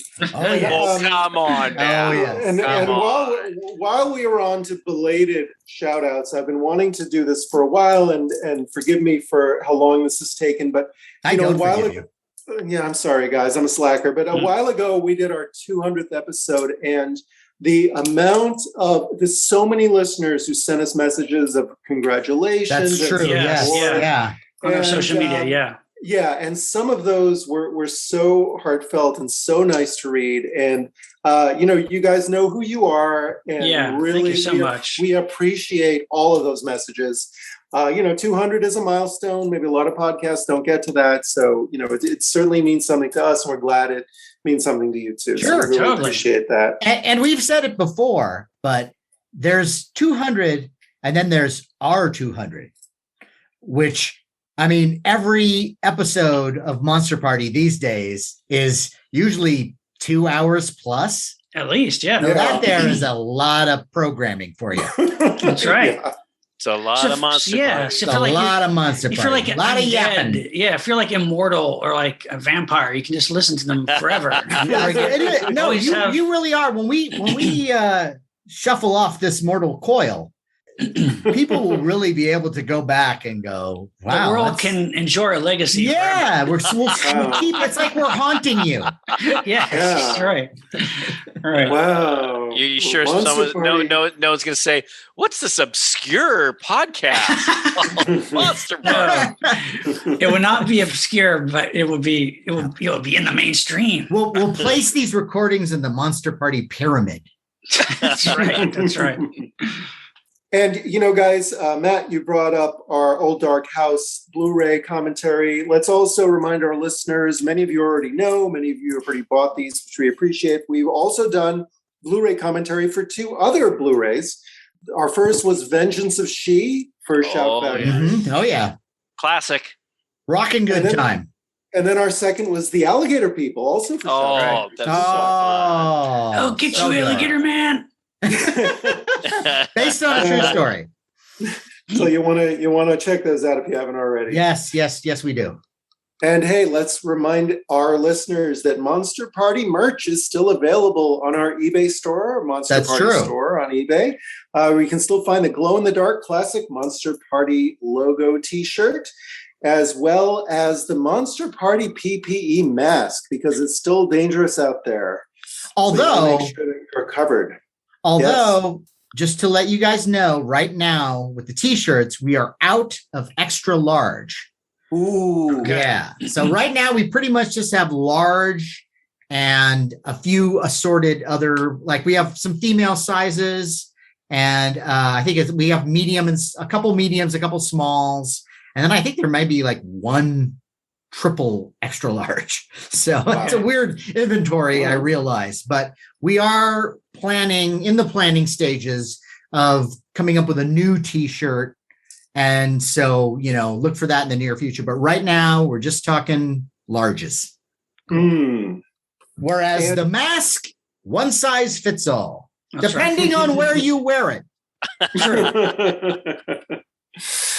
And if you're a Patreon member and you order from our eBay store, you will also get free goodies thrown in, courtesy of Jason Lindsay and Biff Bang Pow Toys, and our good friend and former guest, monster maker extraordinaire Ted Haynes. He is our good friend. Yeah, yes, indeed. As is Jason Lindsay. Both very talented people, and we're so happy that they have donated their wonderful pieces so we can pass them on to you. That's right. Yes, and they're not obscure either. They're not obscure things. You will recognize them. Yes. Yeah. Now, what Patreon, Matt? Tell me about this Patreon thing. What is that all about? Well, James, Patreon is a platform that if you sign up for it, you will be provided access to bonus items that will thrill all of our fans. We're talking bonus audio, bonus video, which includes special shows that we've created just for Patreon members. Shows like Larry's Toy Time. That's right. And Monster Party Masterpieces, where you get to see the early works of the Monster Party crew.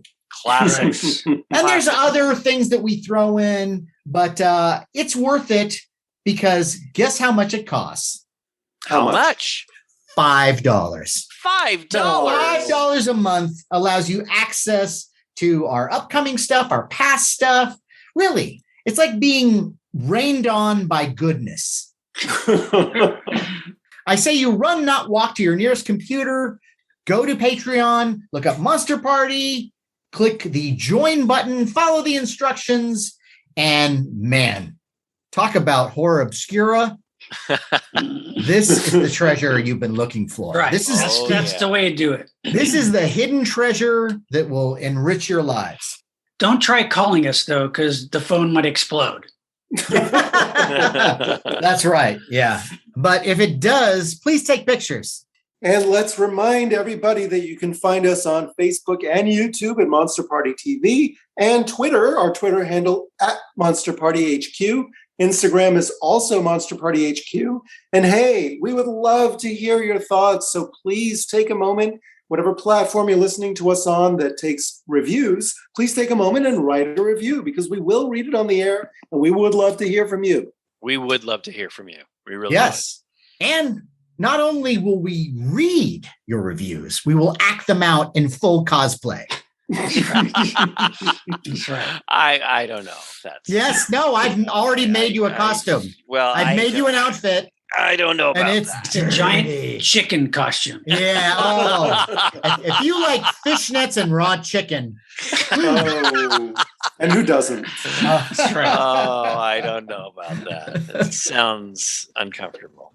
But potentially delicious.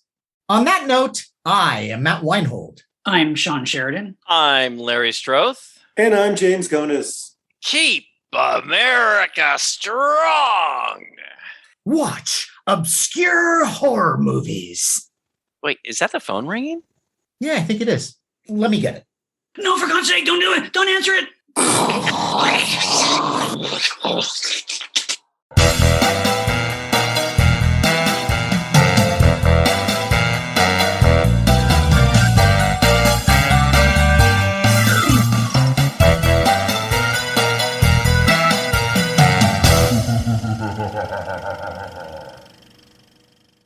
Oh my God. The recording is in progress. The recording is in progress. The sexy lady voice told me. Fantastic. She used to never come on, and now she comes on. I don't know why. No, that's I great. guess she sensed a gap in my life, a loneliness. Hey, buddy, Yeah. just wanted to let you know, everybody loves you, and the recording is now in progress. Right. That's just Isn't awesome. that nice? Yeah. Hi, guys. Hi. Hey. Nice to see all of you. Nice to see Good you. to see you. Look at this. Another in-house, only Monster Party people invited to this party. Yes. Exclusive. Yes. Exclusive. Our own Patreon. That's right. And by the way, I want it noted that I have gone out of my way on this particular episode because apparently my apartment I can't find the damn cable to plug into the internet and the TV. It's like I've gone through every wall. It's like, where the hell is this thing? Is this where you are right now, Larry? In your I'm apartment? at work. Oh. I was going to say, because I saw the calendar, Yeah. behind you. Yeah. And the good thing The, is post calendar. you can't see anything here. I was going to put this up. Look at this. Sean, you'd like this. Yeah, that's perfect for our topic. Wow, that's cool though. That's like all It is 7 cool, Don't yes. don't be a smartass, Matt. For listeners, it says the superheroes since the 70s. That's And cool. it's got great pictures. They're artist renditions of Batman and Robin, Adam West, Burt Ward, and the mighty Isis. And Who's the guy next to ISIS? Before you write in, yes, okay. different Yes.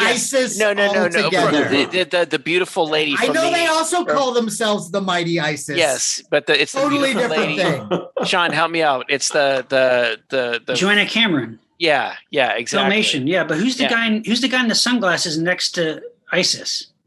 Oh, this guy. Who's is that? He's got a hook. Show it closer. Oh my gosh! You know what, Sean? Is it It's also like Dr. autographed. Shrinker or something? Or I No, don't know here who I'll is that? show you. It's autographed.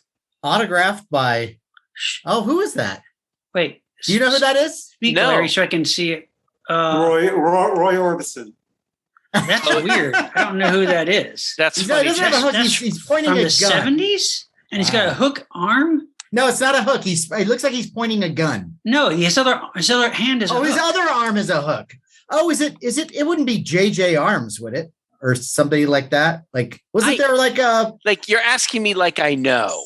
No. handy Everybody capable? else- everybody else wasn't I there know. like there was like a handy capable hero at some point? Wasn't there a show or something? I don't remember that at all. Wow. I know That we would got to be- look this up. What is That that, would be what is that ourselves. from, Larry? What is What that was from? that? What is this poster from? It's it belongs to my boss, and they said, "Hey, Larry, you like comics and stuff. Why don't you keep this down in your office?" So, That's cool because you got the red brown Captain America. Yeah, I mean, that's that's- neat. I like that. But you're that's- right, Sean. I don't know who that guy is, but the funny thing is, it's autographed. Can you read the autograph?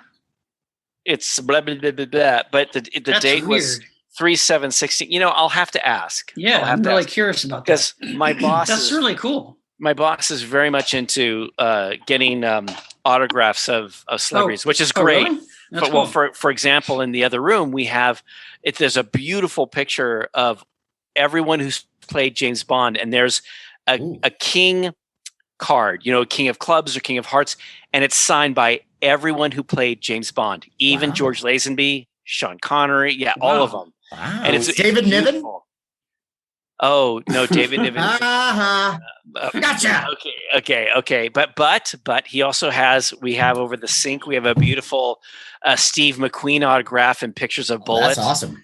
And Nice. Wow. upstairs, there's a bunch of signed Star Wars stuff, and so it's Can I just say that by looking at that picture, it reminds me of how shitty everything used to be when it came to superhero stuff. Yeah, really. Like a however, bunch of guys in the Hollywood costume shop paraphernalia. but I will take issue with you. I think the Hulk. I mean, because Lou Ferrigno is he's big like the Hulk. So don't give. Yes, No. he's Well, big.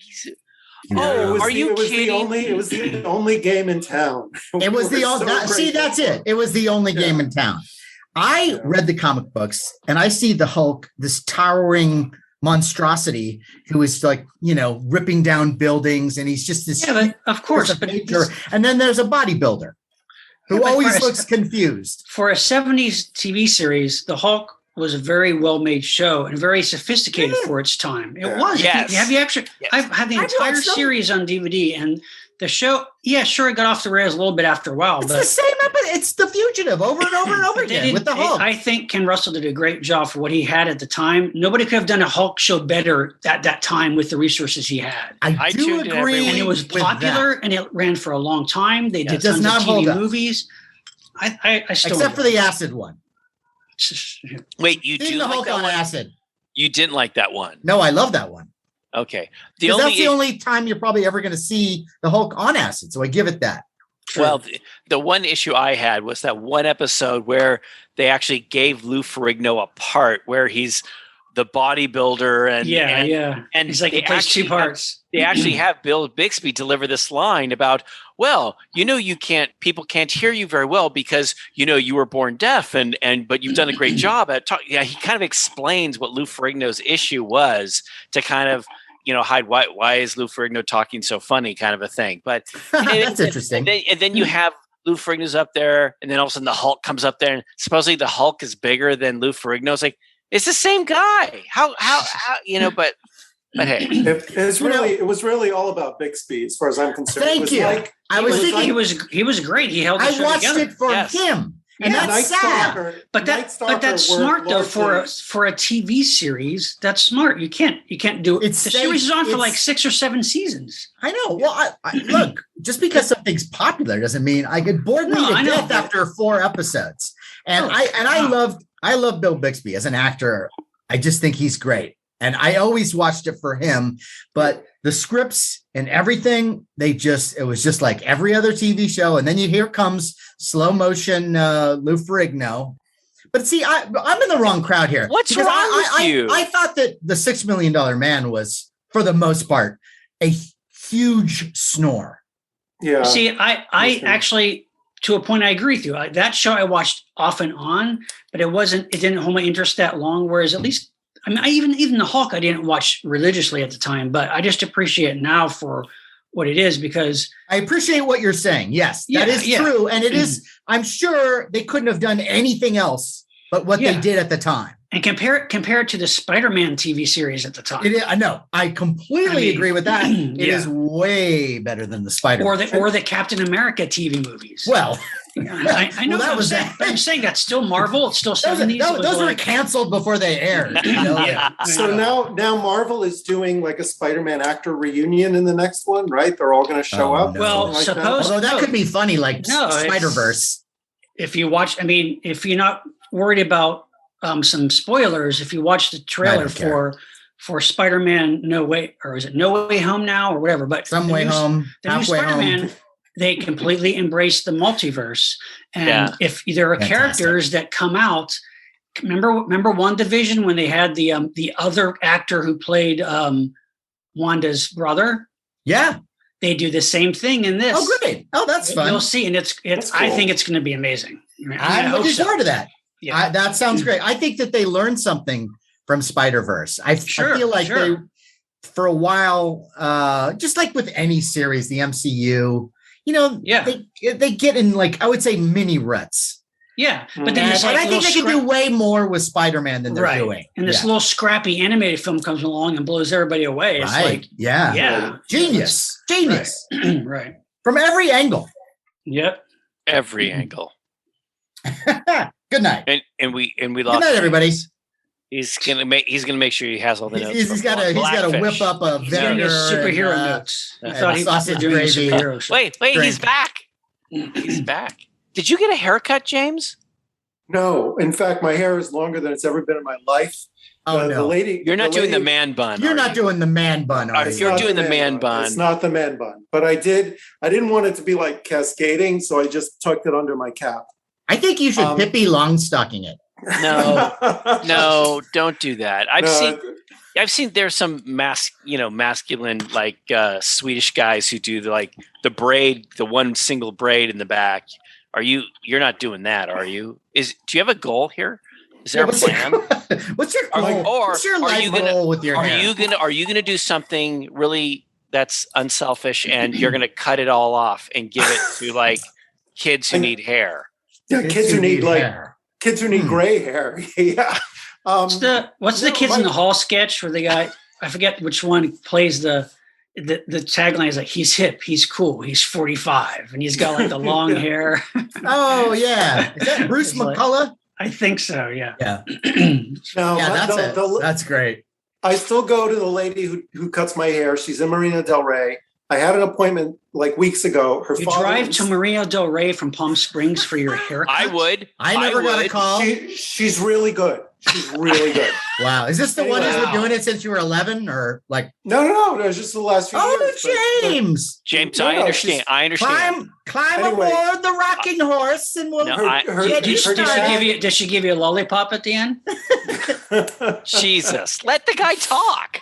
She had to go to Sweden for some family issues, so she had to cancel my appointment. She's Swedish, yeah. Well, you may have to just travel to Sweden for your next show. Yeah, just be aware. They do great haircuts. I'm telling you, she's worth it. She's worth it. Okay, all right. So, does she do more than a haircut? I mean, yes. Swedish erotica. She does. She does my eyebrows too, so that's she. I was gonna say, okay. How do you get your eyebrows so perfect? Something extra. Now, I don't know about you guys who go to any Tom, Dick, and Harry on the corner. I go. How did you know that I went to Tom, Dick, and Harry's? But it's like I understand what James is saying because I've been going to the same guy, and I would go to the ends of the earth for this guy because I trust him. Mine are always changing. Something always happens. I get a good haircut and then somebody leaves town or they get arrested or, whatever. And right now, my wife's been doing it. And you know what? Oh, wow. Cool. It hasn't been bad. That's cool. Nice. Well, and my view is like, now is the time for you to learn to cut my hair. We're not going out that much. No. Go a little crazy. Yeah. Okay. I got a little bit of a gash in the side of my head. She's getting better. She's getting better every time. There's a little. She gets better every time. A little on less on that side than the other, but you know what? She's working at it. That's cool. Are you judging it right now from looking at me? I've got headphones on. Wow. You're right. You're right. You have headphones on. That explains it. Yeah. I also have some pattern balding too, which it can't be. Oh, yeah, really? Same here. You do not. Yeah, I know it's strategically hidden most of the time. Exactly. But you put the headphones on and everything gets kind of slicked back. And so I got I haven't noticed any balding from I think you're a lovely man. You look at pictures from Comic-Con of all of us from who are those young rascals? Yeah. Who are those hoodlums? What are you saying? Wow. Where'd Menudo go? The hairline is the first indicator. It's like, I thought it was the weight, the weight. I seem to get larger in each of those. I've been losing weight. Yeah, I know. You're looking good. In my soul. You're looking svelte. Soul weight. Oh, those last 5 pounds. You'll be going to Sweden soon. I will. Oh, Sweden. Don't say Sweden, man. I'm ready to go. Period. Fuck this. Fuck all this. Yeah. Let's go. Woo. All right. I know, Sean. I know. Set on with this. And maybe I know, and we'll find some big cults that all have blonde hair and bring us to some giant festival where they have girls put flowers in their hair and give you tea. Big bear over there for. You'd hate that.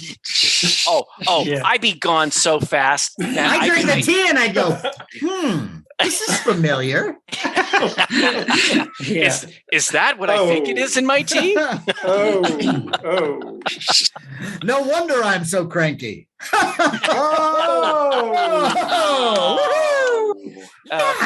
For listeners who haven't gotten that, that's from Really? We're going to explain. I just BBC documentary about my joke. No, but I'm just explaining the roots of Matt's comedy come from. Look, you think everyone is knows everything that you say. They go, keep up, America. I'm just saying. That's right. I think it's nice that we let people know what your obscure joke is about. I will mail each and every one of you the footnotes. Yes. It would be obscure on many other podcasts. Maybe not so much. But not this one. Yeah. All right. Good times. I've missed you guys. I miss you too. Yeah.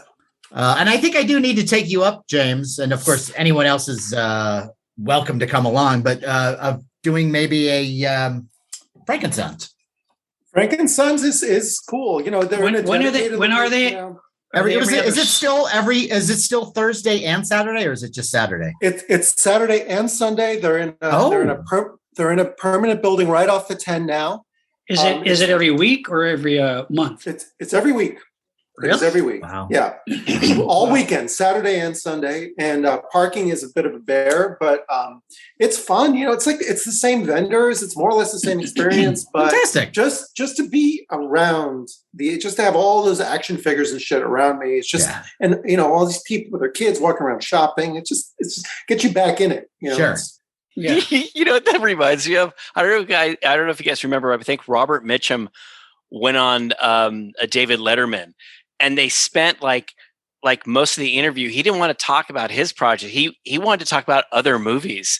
And I remember him talking about, Amadeus, that was brilliant. He just started talking about other films. It's like, I love that. aren't you there to promote? I love that. I mean, it's like he just didn't care. Yeah, great. Right. Yeah. No, I remember Robert Blake was on Carson once and he came out and said that his latest movie was a piece of shit, and they had to bleep out shit. He looked at the camera. He looked straight at the camera, and Diane Cannon was on 2 nights before and said Robert Blake was the greatest. This is a funny movie. You're going to love it. So then Robert Blake comes on the night before the show, the film is released, and Robert Blake looks straight in the camera and says, "This film sucks." Yes. And the whole audience laughed, and Johnny was like kind of nervous, and he goes, "Well, that's weird. You know, no wonder his career fizzled. and I remember I was a big fan of Robert Blake until that moment. That moment killed it. I said, "Okay, you are a jerk to actually do this. Hear this woman." I wonder what the movie was. Now I'm curious. It was it was something like Two for the Road, one of those Like an 80s movie, like 79, something like that. And the sad thing is, Robert Blake was forced to do a promotional piece where he says, "This film is a racy slap 'em, great old fun film," but the damage had already been done on Carson, you know, and because everybody watches Carson back then. Yeah. Well, and unless somebody was being really horrible to him during that That's production. possible. Yeah. you know, I mean, Matt, no, I do remember. I don't know what talk show it was. I remember Bill Cosby on one of the show like that similar thing where he said Leonard Part 6, don't go see it. It sucks. Well, he was right. He was right on that one. Yeah, but I'm saying, but still, I mean, yeah, I remember that. Wow. So I mean, if you think of it from a producer, if any star were to do that, you would go, I don't care how badly you were treated. You don't do that. There's so many people whose jobs and livelihoods are on. Sure, I agree with you, Larry. I mean, be a professional, take the crap, do your job, and promote the film. I was just wondering if there was some sort of motivation. Drugs, perhaps. Well, maybe. Well, quite possibly. But aside from the fact that he didn't like the movie, if he was in his mind, he was treated badly on the film. Right. That might have been the way it looked. It's like he was trying to be funny, smarmy, to be a smart ass. You know, that's part of the Blake, the Robert Blake character or whatever. But it was horrible. I saw it and I remember just being shocked. Seeing it live. I remember I was a kid, like I was 14 years old, and I remember watching me too. Carson. I was like, holy shit. He just trashed his own movie.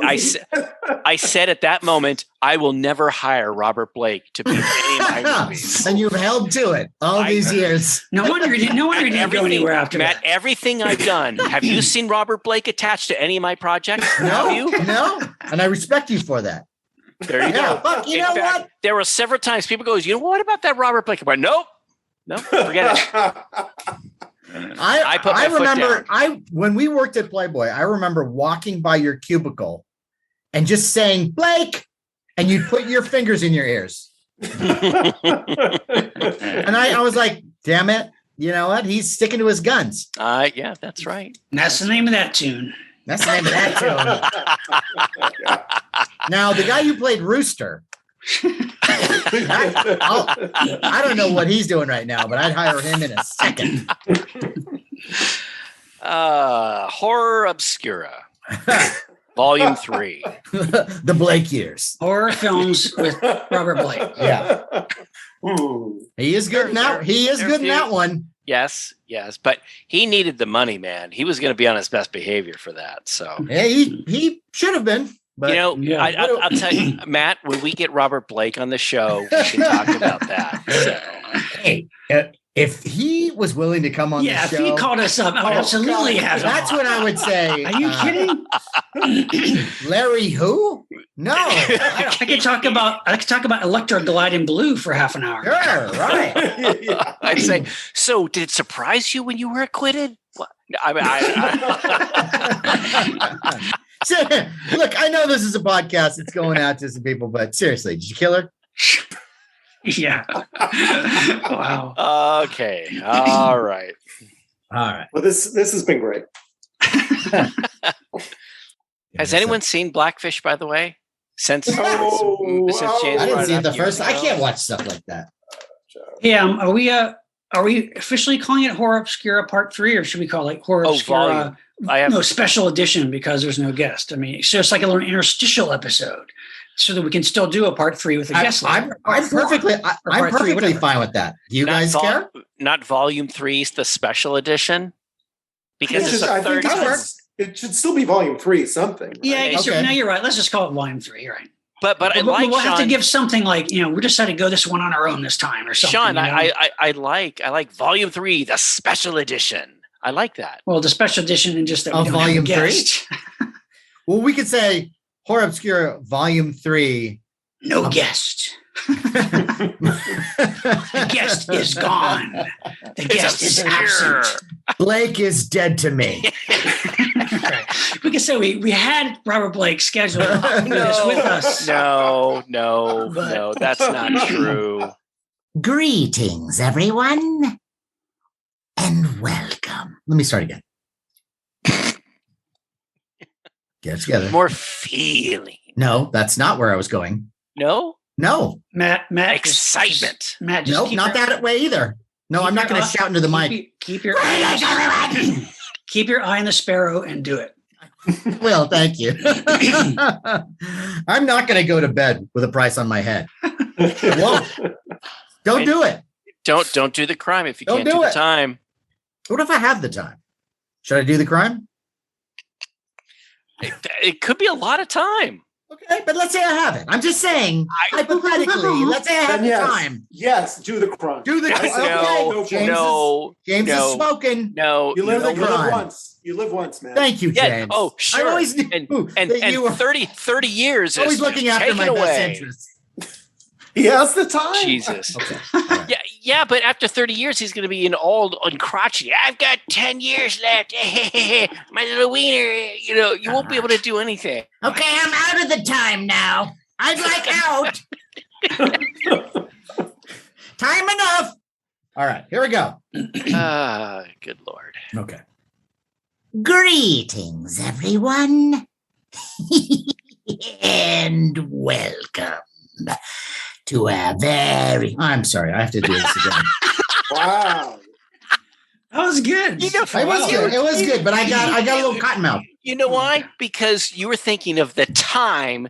No, I'm not thinking of anyone. Hell. I had cotton mouth, and I got stuck in my tongue What, there. you had cotton in your More mouth? of a Clint. You've never heard cotton mouth. You've never heard of cotton mouth. You see, water. He's like a You monster take in some the movie. water. I know. Did you see that? That's what I did.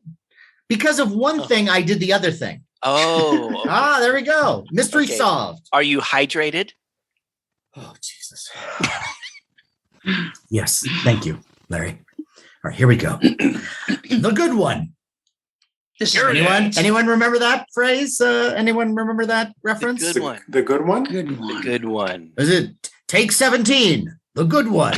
That sounds And very it's- familiar. It's Sounds Kentucky familiar. Colonel Sanders. Oh, that's right. Remember? Oh, wow. My chicken is a bigger. All right. Okay, let's go again. Take 17. My chicken is the crispy. Bless his heart. He did his best. He was. Hey, he's not a classically trained actor. Not like me. He was great in the That's Finks. true. Yes, He had an excuse. You do not. I do not. No, I have no excuse. That's actually You have the been motto of making my life. chicken your No whole excuse. life. All right, here we go. Mine is lower your expectations. I know. Yes, I know. Live the motto. Mine may have been. Just give me 1 second, popular. guys. I Sure. forgot to do one thing here. What happened? Uh-oh. No. I just He's getting something. Her anniversary. yeah. It's tomorrow. Shit, I gotta get a gift. Happy anniversary. Happy anniversary. Happy anniversary. Happy anniversary. I, Wilma. I love my Vilma. Anyone? Hold on 1 second because I forgot to write James, down come on. something. What Sorry is about it? this. I'm not. I, Vilma. I love my Vilma. Remember there were the Swedish guys that came to the Flintstones and they sang this song to Wilma. Oh. You're the Flintstones guy. Yeah, you're the Flintstone guy. Well, anything Wilma's going to be Flintstones. But I mean, that ran for many seasons. I don't have them all. She said, yeah. How many? said, How many yeah, seasons yeah. was the Flintstones? Do you know? Welcome to Flintstone Obscura. It was like, Sex and Vilma. I actually have a Flintstone reference in one of my movies. All right. I can't wait. I can't. You're in my wait. head. All right, Sean. Are you okay? Yeah, just hold on No, one what's second. happening? That's all right. It's okay. Don't ask him questions. Let him concentrate on what he needs to Fuck do. you. Don't tell me what to do. No, well, because when you're all, tell me what you did. He can't concentrate on what he's doing. The sooner you He's let a him, pro. He's a pro. I'm just saying, the sooner you let him do what he needs to do, the sooner he'll be finished and we can get back to what we're doing. Hey, Larry, you know that your background with your calendars in the background? Yes. You know what it kind of looks like, the way you've got it all put out there? It looks like sort of the backdrop of like if a kid made a Star Wars set. Mm-hmm. Doesn't it? Doesn't it kind of look that way? Like one of the Yes, I have panels? a stormtrooper chair. Yeah, or like one of those hallways. Yeah, that's true. like it. I mean, you know what I could do? I did have a background that I was thinking of putting up, but then I thought I couldn't find tacks to put it on the wall. This is going to be a gift for my daughter. It's a right? Monster High blanket. Ooh. Can you see that? Nice. So is Monster High one of those things now, like us with our childhood toys, where like no matter how old she gets, she's always going to love them, kind of a Actually, thing? here's what happened, because it was funny. I was just talking to someone about it today that, she was a huge look when she was 5, it was 2010. That's when all the stuff came out, and I got her a bunch and she loved it. So for about 5-7 years, she loved it. And then she put it away. She was getting into some teenage stuff. Yeah. And now she's had this resurgence. She was like, I want to take this out. Yep. And she's relishing what she has. And if you recall, for our Patreon fans, Kathy did a whole thing on Monster High. And she explained what's so special about them now, that Mattel has changed them.